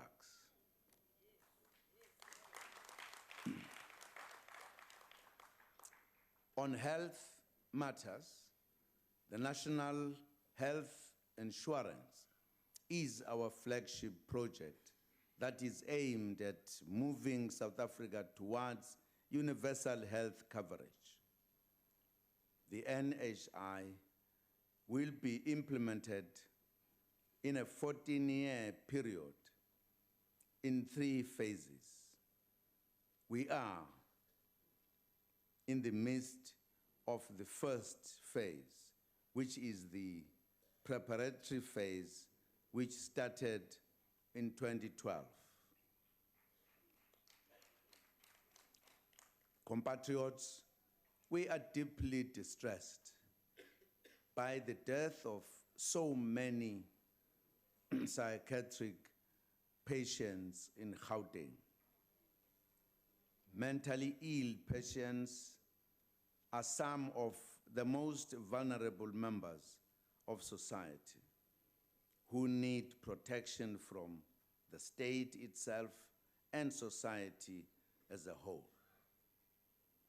I've instructed the Minister of Health to ensure that the health ombudsman's recommendations are wholly and speedily implemented without any reservations.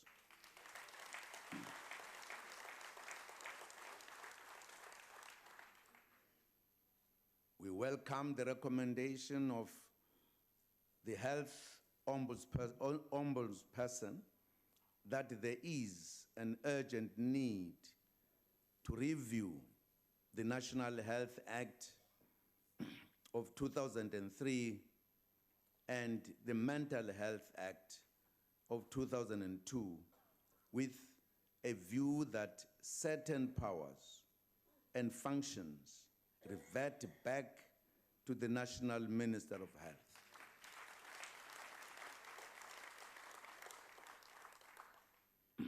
Once more, we extend our heartfelt condolences to all families and relatives of the deceased.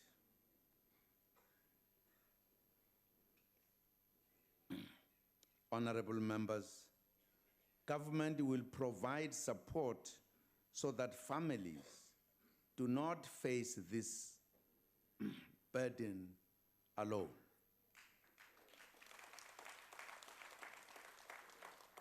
The Premier of Gauteng and the Minister of Health have already provided this assurance.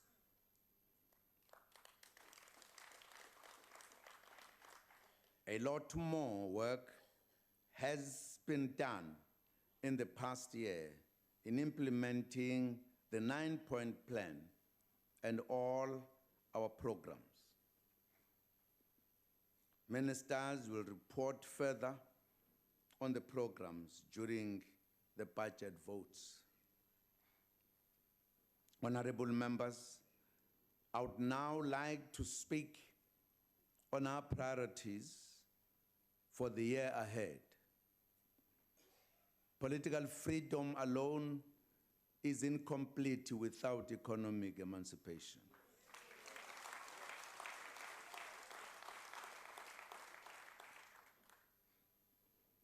Oliver Tambo spoke clearly about this mission at the SACP anniversary meeting in London in 1981. He said, and I quote, "The objective of our struggle in South Africa, as set out in the Freedom Charter, encompasses economic emancipation. It is inconceivable for liberation to have meaning without a return of the wealth of the country to the people as a whole."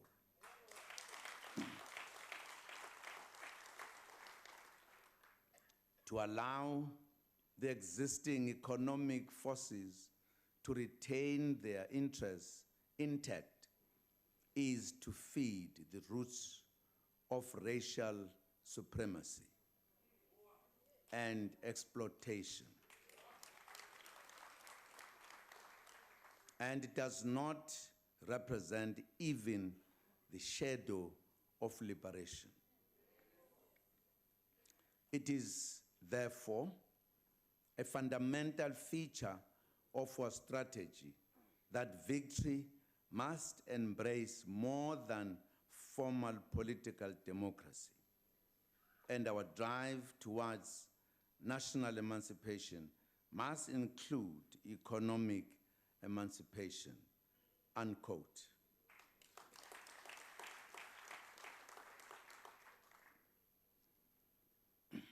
What do we mean by radical social economic transformation? We mean fundamental change in the structure, systems, institutions, and patterns of ownership, management, and control of the economy in favor of all South Africans, especially the poor, the majority of whom are African and female.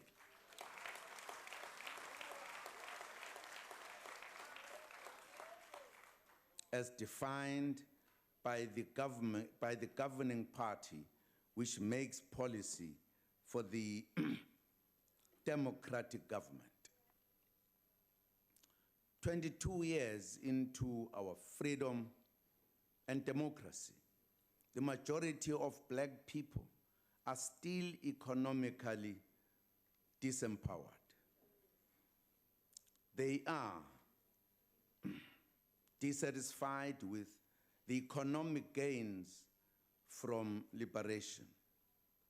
The gap between the annual average household incomes of African-headed households and their white counterparts remains shockingly huge.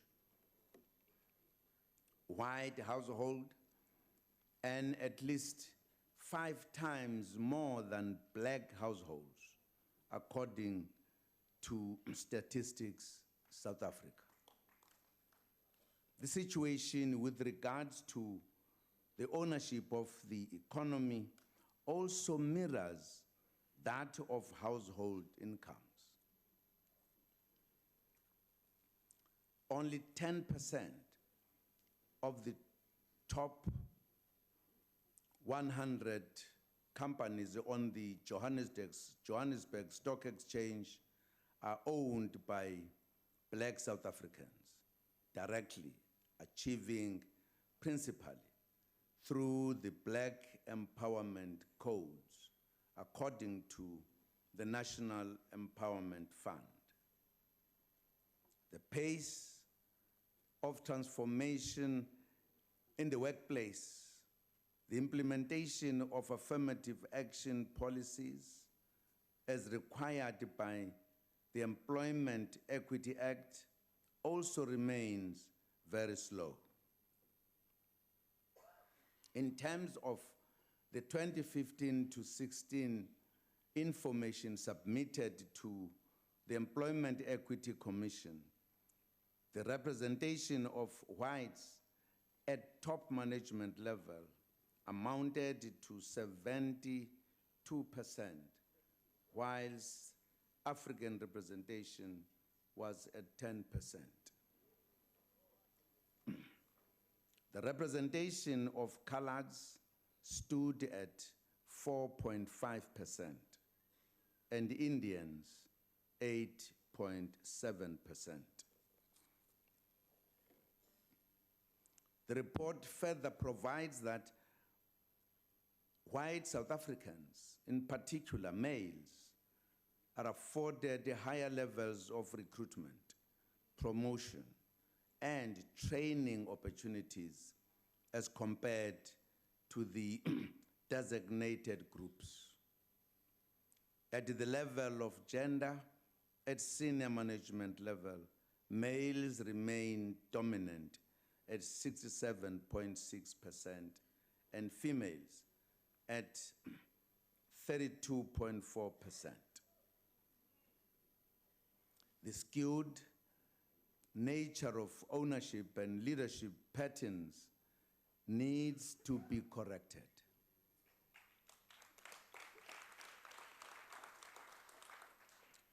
There can be no sustainability in any economy if the majority is excluded in this manner.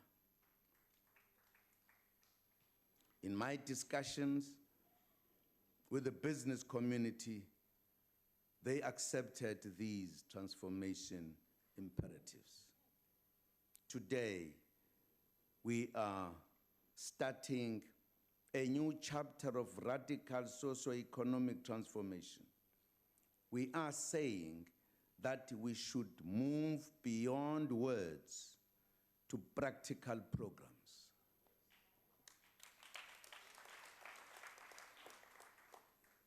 The state will play a role in the economy to drive that transformation.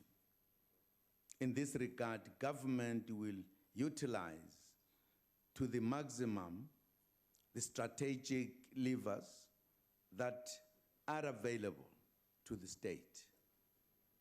This includes legislation, regulations, licensing, budget, and procurement, as well as broad-based black economic empowerment charters to influence the behavior of the private sector and drive transformation. The state spends 500 billion rand a year buying goods and services. Added to this is the 900 billion rand infrastructure budget. Those budgets must be used to achieve economic transformation.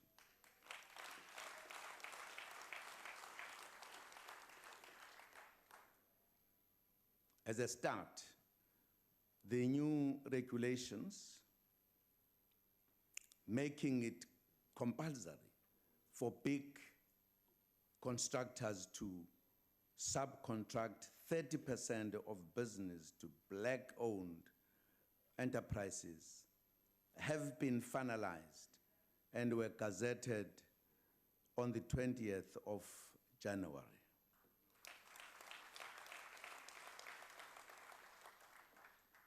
Through such regulations and programs, government will be able to use the state buying power to empower small enterprises, rural and township enterprises, designated groups, and to promote local industrial development.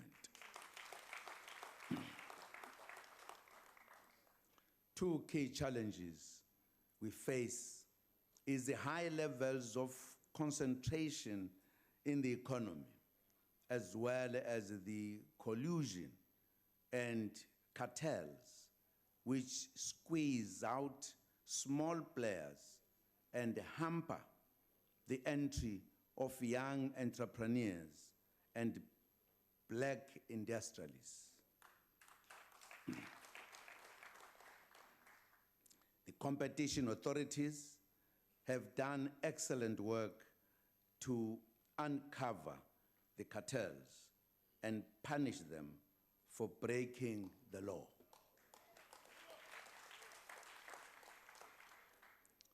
Last year, I signed into law a provision to criminalize the cartels and collusion, and it came into effect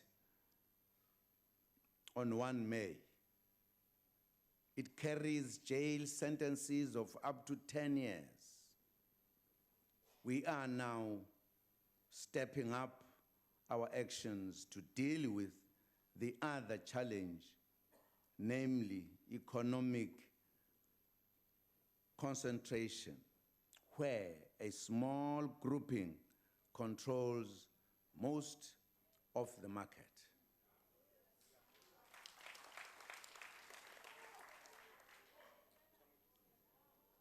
During this year, the Department of Economic Development will bring legislation to Cabinet that will seek to amend the Competition Act.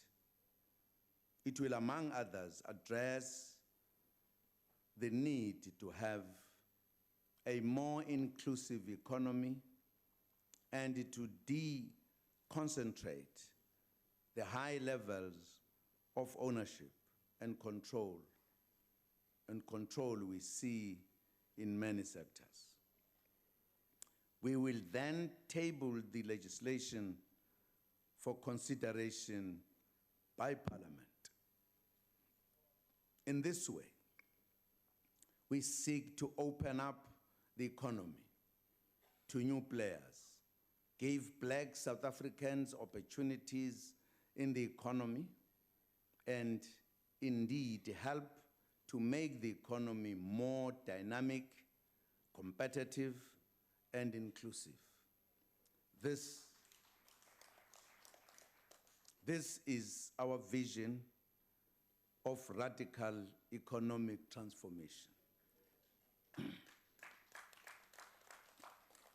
Compatriots, government is actively involved in the property sector, having provided more than 4 million houses since 1994. This sector in our country is valued at approximately 7 trillion rand, with the subsidized sector being valued at 1.5 trillion rand. However, less than 5%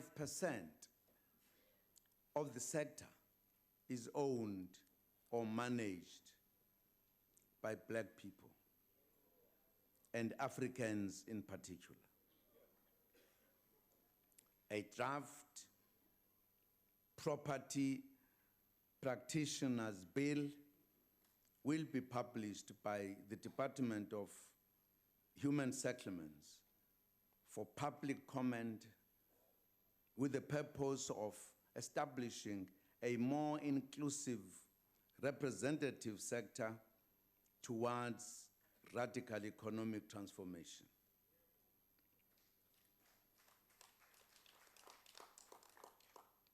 Among key priorities this year, government will also address the increasing delays and backlogs in registration and issuing of title deeds to beneficiaries of housing projects funded by the capital subsidy.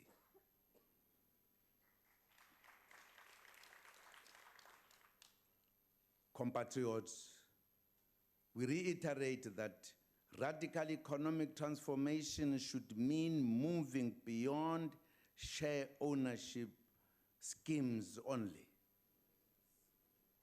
We would like to see Black people involved directly in business owning factories.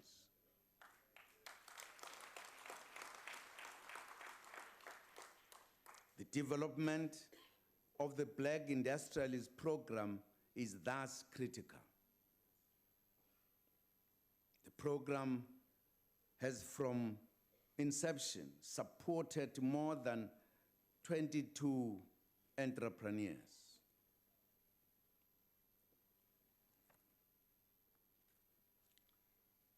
Government has further opportunities in the property maintenance and maintenance projects of the Department of Public Works.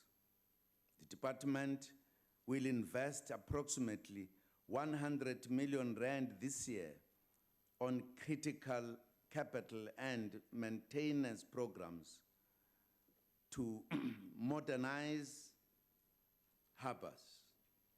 They will also continue generating revenue from letting state-owned harbors and coastline projects which will benefit Black-owned SMMEs. Government will also continue to pursue policies that seek to broaden the participation of Black people and SMMEs, including those owned by women and the youth in the information and communication technologies sector. We assure the youth that the lowering of the cost of data is uppermost in our policies and plans.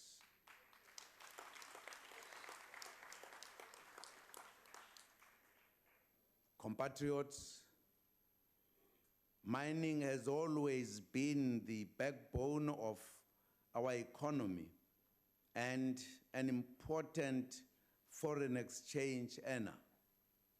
We welcome the recovery in commodity prices, which has resulted in an upswing in mining output. This augurs well for the industry. The mining charter is currently being reviewed.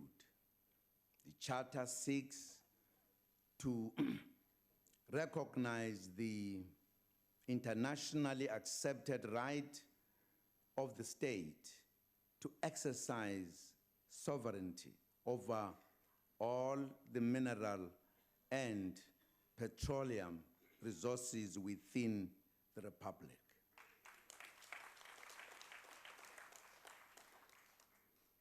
It is also aimed at helping the country to de-racialize the ownership of the mining industry.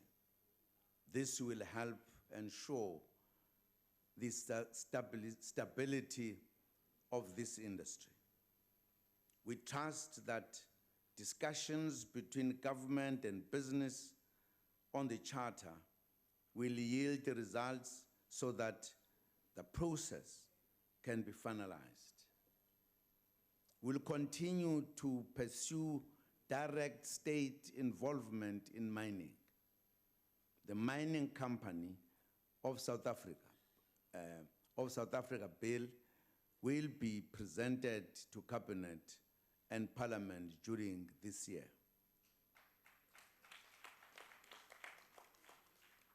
The Minerals and Petroleum Resources Development Amendment Bill was sent back to Parliament so that issues relating to the public consultation process undertaken by provincial legislatures can be addressed.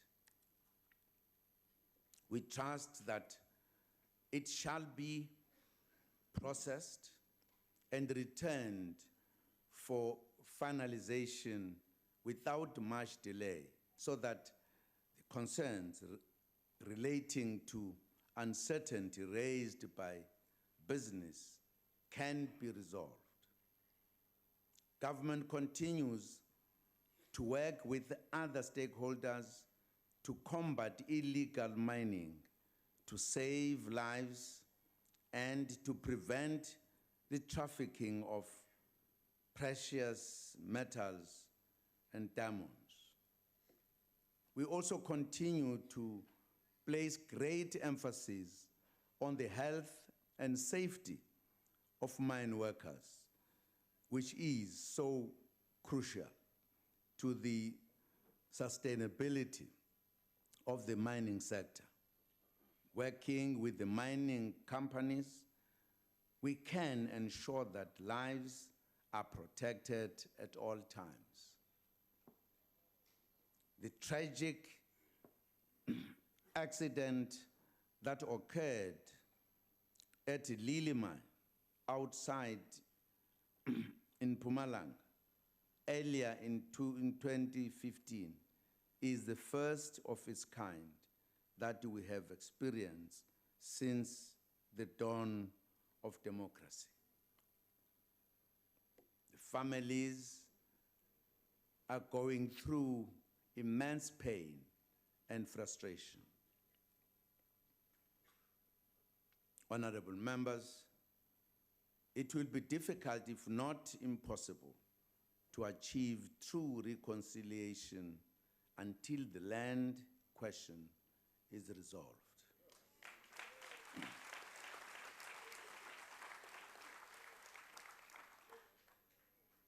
Only 8 million hectares of arable land have been transferred to black people, which is only 9.8% of the 82 million hectares of arable land in South Africa. There has also been a 19% decline in households involved in agriculture from 2.9 million in 2011 to 2.3 million households in 2016. We had stated our intention of using the Expropriation Act to pursue land reform and land redistribution in line with the Constitution.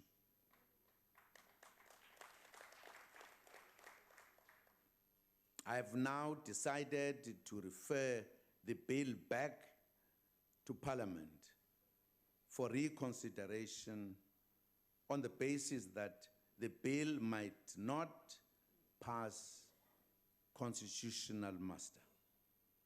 This is due to inadequate public participation during its processing. We trust that Parliament will be able to move with speed in meeting the requirements so that the law can be finalized to to effect transformation. The reopening of land claims is also still on hold because the Restitution of Land Rights Amendment Act 2014 was declared invalid by the Constitutional Court.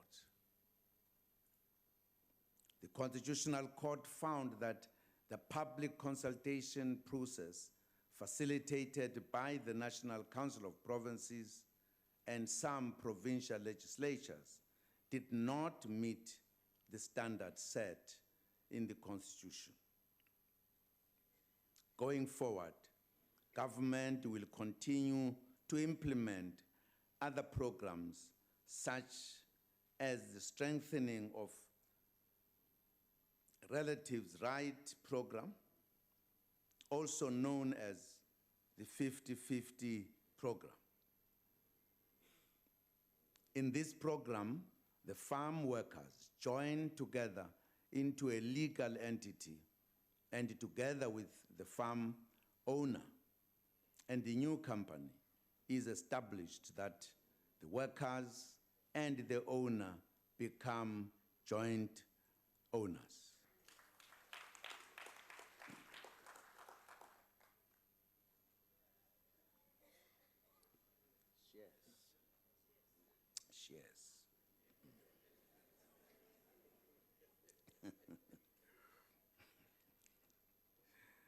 To date, 13 proposals have already been approved, benefiting 921 farm dweller households at a value of 631 million rand.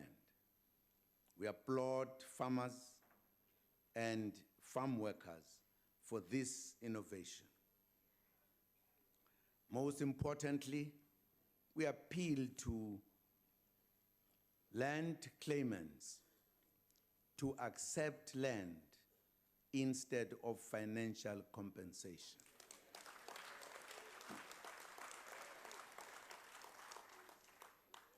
This is very important. You accept finance, you use it, in a short time it's gone, the land remains.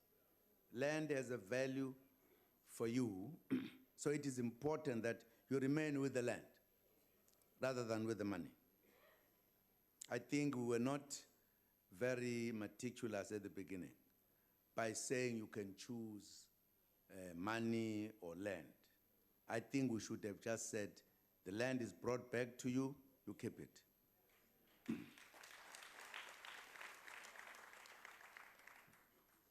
Over 90% of claims are currently settled through financial compensation, which does not help the process at all.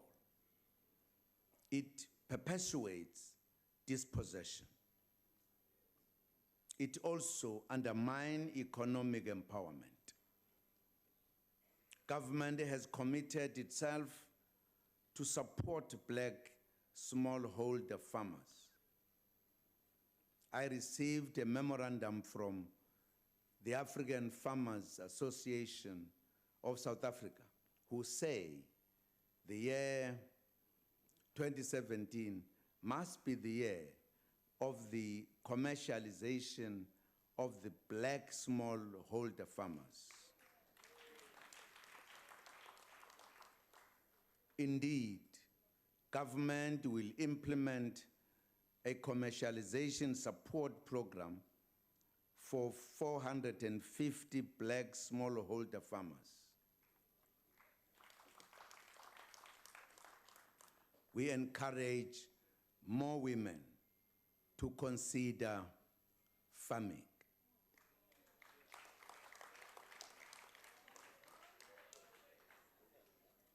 I have, as a special guest today, the 2016 Female Farmer of the Year, Ms. Vanessa Jansen.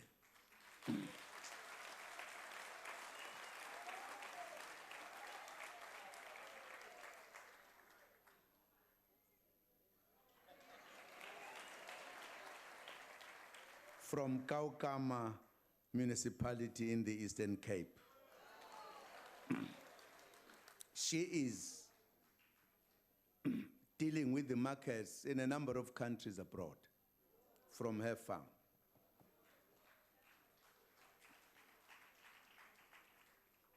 Compatriots, our farmers went through a difficult period last year because of the drought.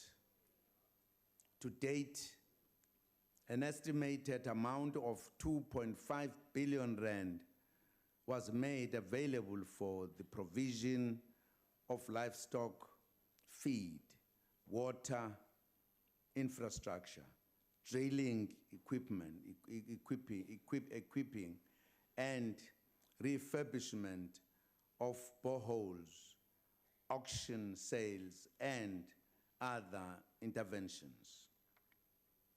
Furthermore, the Industrial Development Corporation and the Land Bank availed funding of about 500 million rand to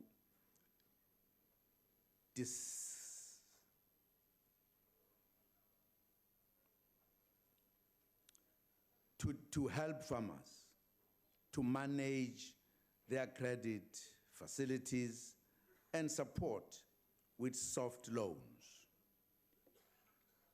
Compatriots, President O.R. Tambo was a champion of women's rights. We will continue to mainstream the empowerment of women in all government programs.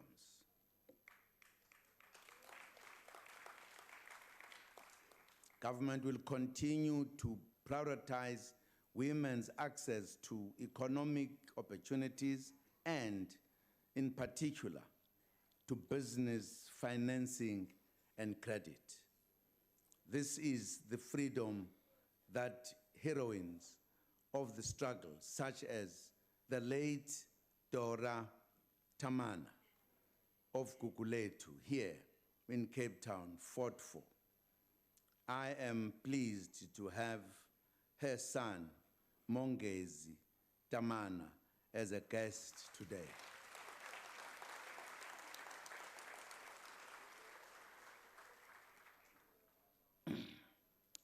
He's proceeding with his studies, and he loves maths.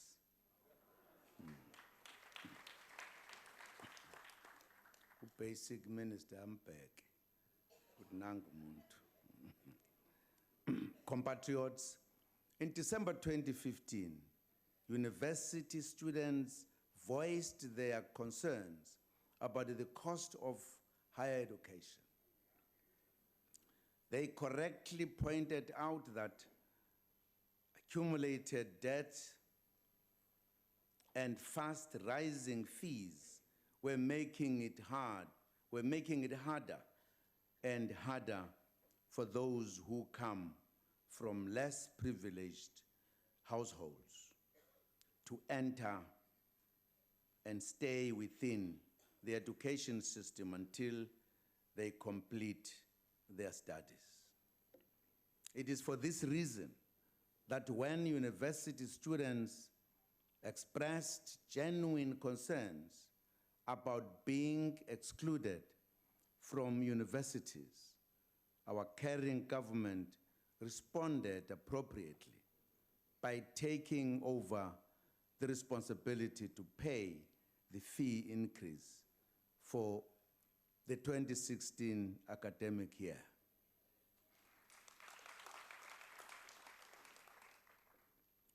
Government also settled all debt owned by NSFAS students and extended the coverage to larger numbers of students than ever before. At the time of tabling the 2016 medium-term budget policy statement, our government announced additional measures aimed at making higher education accessible to more students from working class families.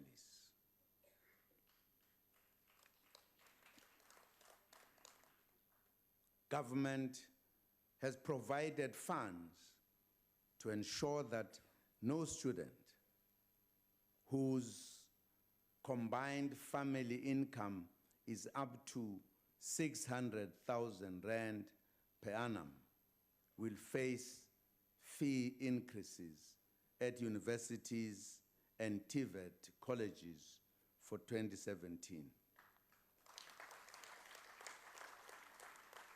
All students who qualify for NSFAS and who have been accepted by universities and TVET colleges will be funded.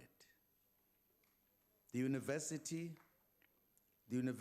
debt of NSFAS qualifying students for 2013, 2014, and 2015 academic years has been addressed. In total, government has reprioritized 32 billion rand within government baselines to support higher education.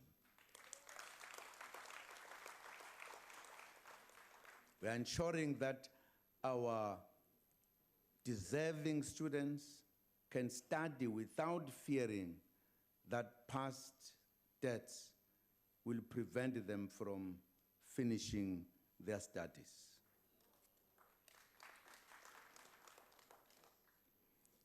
In the remaining years of this administration, our policies will respond directly to the following concerns that the students have placed firmly on the table.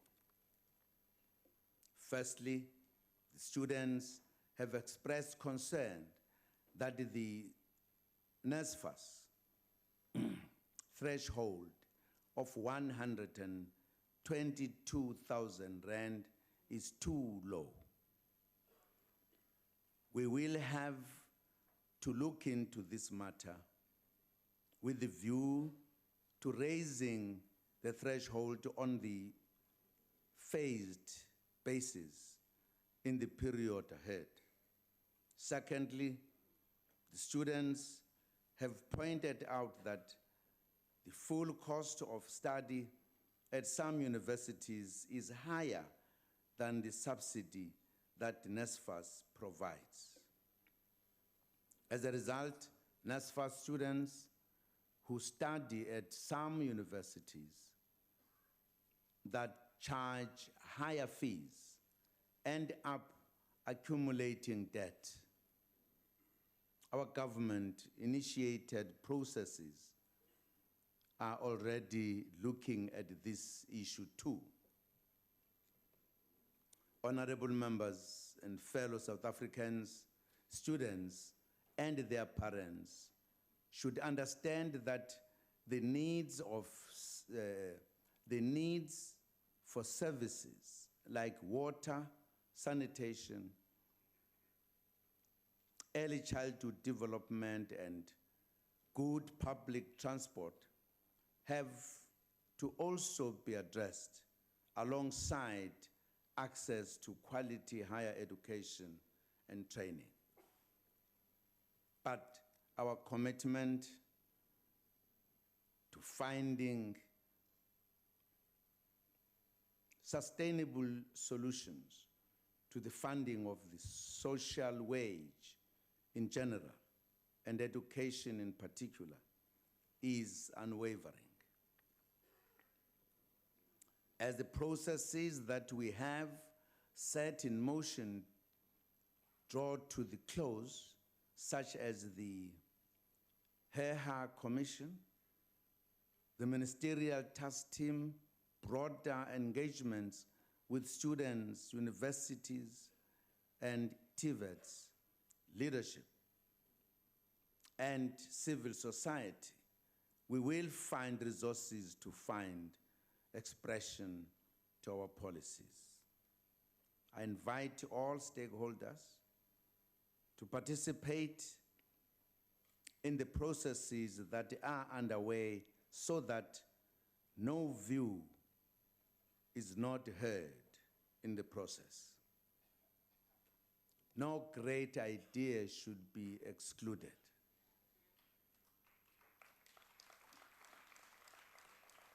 As soon as the broadest sections of our society agree on what to do, our government will take steps to prioritize resources to implement it on a phased basis.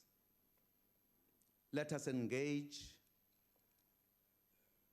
to identify the most pressing needs and allocate our limited resources accordingly. Let us build our self-reliance and move forward in the spirit of unity.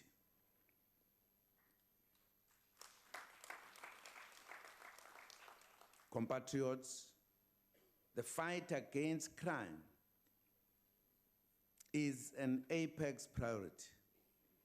The police will increase visible policing, building on the successful pattern of deployments utilized during the Safer Festive Season campaign. They will also utilize certain specialized capabilities, such as the tactical response teams and national intervention units, to assist in addressing problematic high crime areas. We received a message from Soshanguve last week that crime is rife in Block L and that hijackings and robberies are high. It is such communities that need to build stronger partnerships with the police to ensure that criminals do not prey on residents.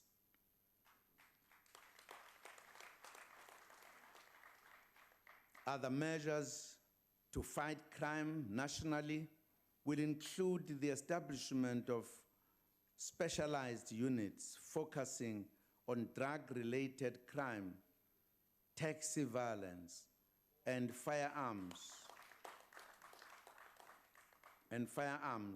and the enhanced utilization of investigative aids such as forensic leads.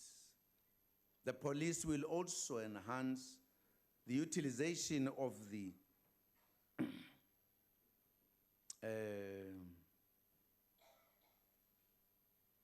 DNA database in the identification of suspects. We urge the public to work with the police to assure safer communities. Compatriots, we welcome the decline in rhino poaching incidents since October 2015, which is for the first time in decades. This arises from intensive joint operations by law enforcement agencies. Compatriots, one of the strategies of fighting crime is to ensure that those who are released from prison do not commit crime again.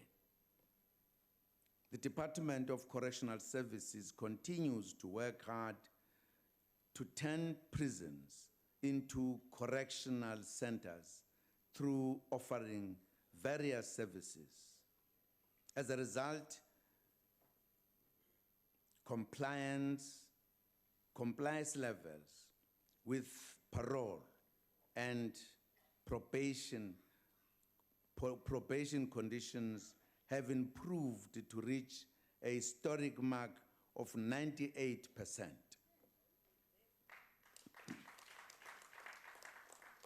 The country has also made good progress in reducing the numbers of children in correctional centers. Compatriots, the promotion of access to justice was given added meaning last year when the High Court division in Limpopo was opened in November.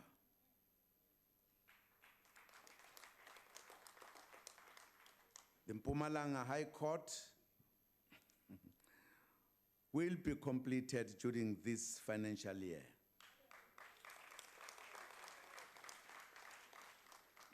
The coming into operation of these two high courts means that we have now realized the goal of high court in every province of the country.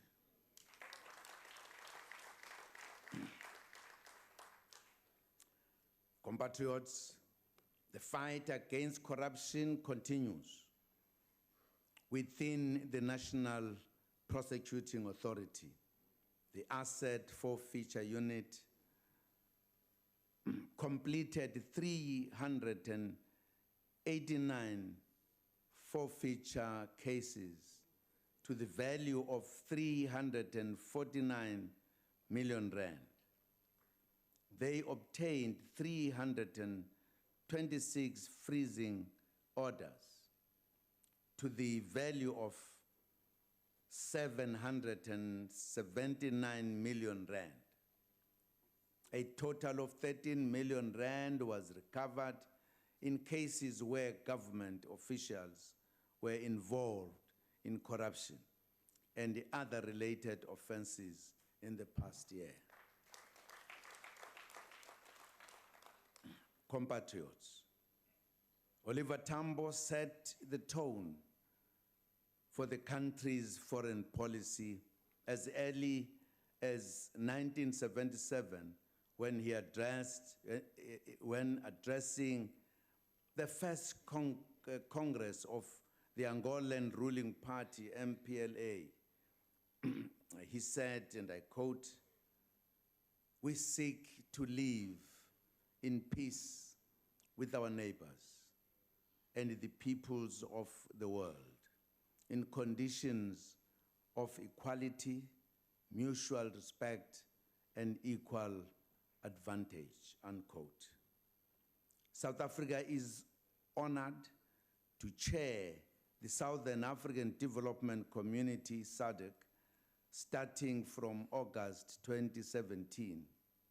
We will utilize our tenure to fast-track the implementation of the SADC industrial strategy.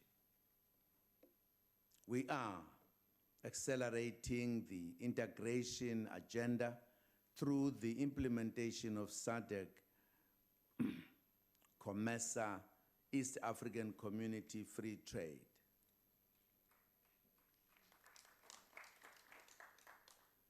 We will continue with our involvement in our mediation efforts, peacekeeping operations, and peacemaking initiatives in Lesotho, Democratic Republic of Congo, Burundi, Mozambique, South Sudan, Somalia, and Libya. The South African National Defense Force represents the country well in the peacekeeping missions. Furthermore, trade with our traditional partners in the West remains a significant contributor to our economy. We will continue to partner with the United States and work together on issues of mutual interest, such as the full renewal of AGOA.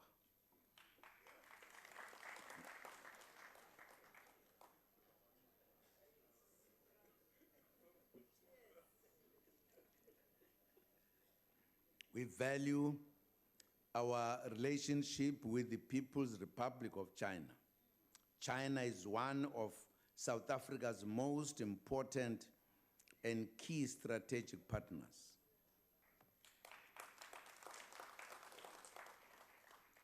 We recognize the PRC as the sole government and authority representing the whole of China. South Africa reiterates its position and commitment to the One China policy, and we consider Taiwan as an integral part of the People's Republic of China.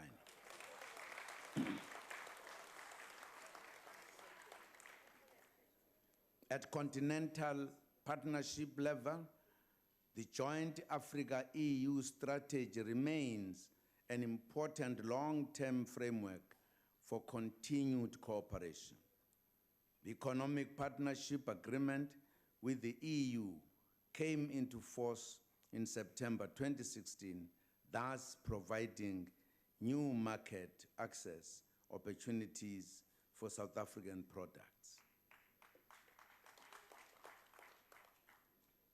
Almost all South African products, about 99%, will have preferential market access in the EU. About 96% of the products will enter the EU market without being subjected to customs duties or quantitative restrictions.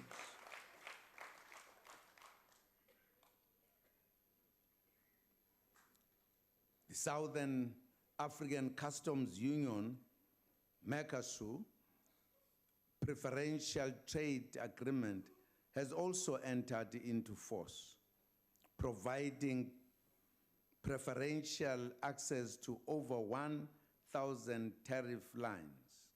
This is an agreement that promotes South-South trade. Our cooperative partnerships with other regions are bearing fruits.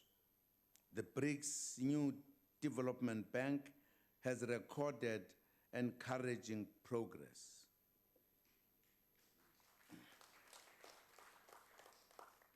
We welcome the Goa BRICS heads of state and government decision to establish the BRICS rating agency so that we can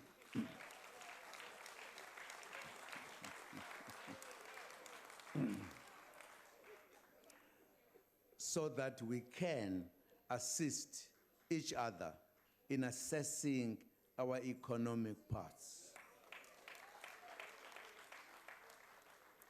We are also pleased with agreements with our BRICS partners in the field of agriculture. We will implement off-take agreements on the export of pulses, mangoes, and pork to India. We will also export 20,000 tons of beef to China per year for a period of 10 years. We will continue to pursue the reform of the international system because the current configuration undermines the ability of developing countries to contribute and benefit meaningfully. This year marks the 50th anniversary of the occupation of Palestine. The expansion of Israeli settlements undermine global efforts aimed at realizing the two-state solution and the Oslo Accord.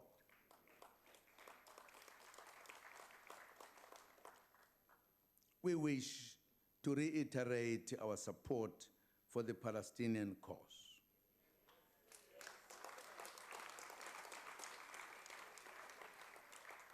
Similarly, we hope that the readmission of Morocco to the AU should serve as a catalyst to resolve the Western Sahara issue.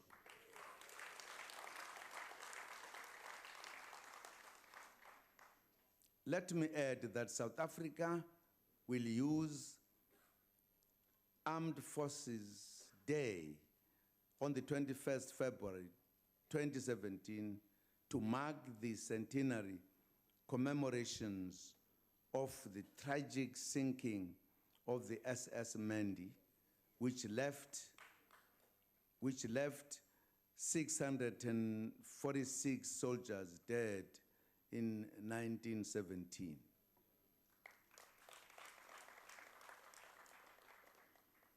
Compatriots, the Constitution accords equal rights and dignity to all South Africans. The United Nations proclaimed 13 June as International Albinism Awareness Day. We should use this day to raise awareness and eliminate the discrimination or harm that compatriots with albinism are subjected to in some areas.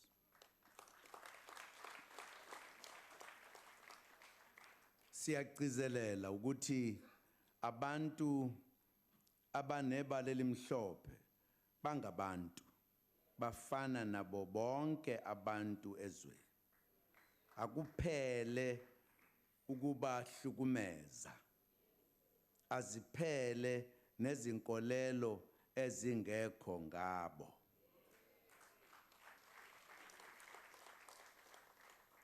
I have pleasure to introduce Ms. Nomasonto Mazibuko, the Executive Director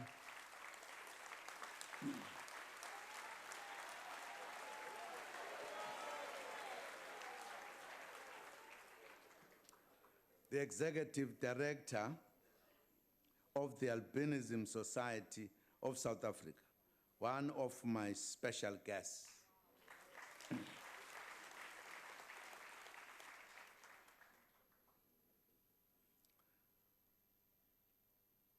Honorable members, the sports fraternity tragically lost one of its favorite sons, Joost van die Washuizen, earlier this week. The music industry has lost popular gospel musicians recently, Sifiso Ncwane and Lundi Kyamaga, as well as Maskanda musician Ngane Ziyamfisa. We extend our condolences on the loss of these public figures who have contributed to the country's sports and arts. Compatriots, members, honorable members of parliament, let us unite in driving radical economic transformation for the good of our country.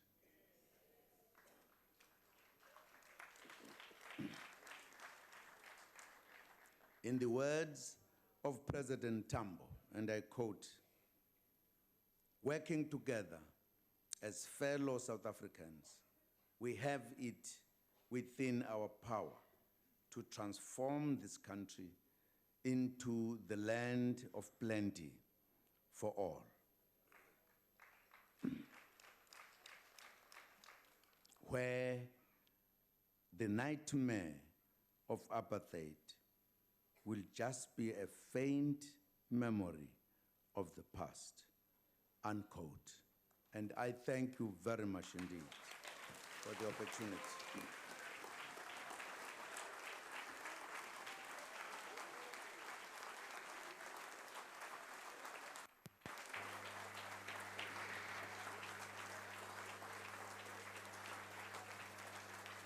Thank you, Honorable President. Honorable members, before I adjourn the sitting, I wish to apologize to both the members of the joint sitting and the public in the gallery, and all our esteemed guests, for an incident which cannot be classified as anything other than breach of security. The members on the benches of the DA said that there was tear gas that was been sprayed. On a quick investigation, the Secretary to Parliament was told that it was actually pepper spray. Whatever it was, it should not have happened in this Parliament. We cannot allow that to happen again. We have therefore instructed the Secretary to Parliament to investigate the matter and to report back to the joint sittings as soon as possible. Honorable members, after I have adjourned the joint sitting, members and guests should please remain at their places until the procession has left the chamber. The guests in the gallery should remain seated until the ushers indicate that the doors are open. The procession led by the Sergeant-at-Arms and the usher will leave the chamber in the following order: the Speaker of the National Assembly, the Chairperson of the Council of Provinces, the President, the Deputy Speaker of the National Assembly, the Deputy Chairperson of the National Council of Provinces, the Deputy President, the Secretary to Parliament. This concludes the business of the day, and the joint sitting is adjourned.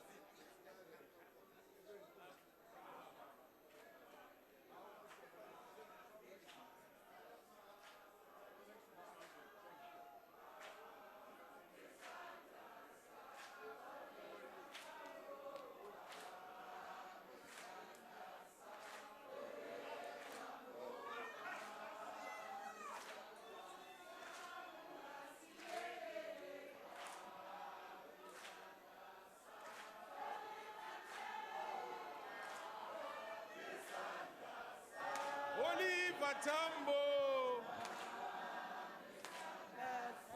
we tambo ba, zusiba bunga siyegele, emusimeni, esandasa, ole patambo, we tambo ba. Zusibambunga siegele Ebunzimeni Esa Oliver Tambo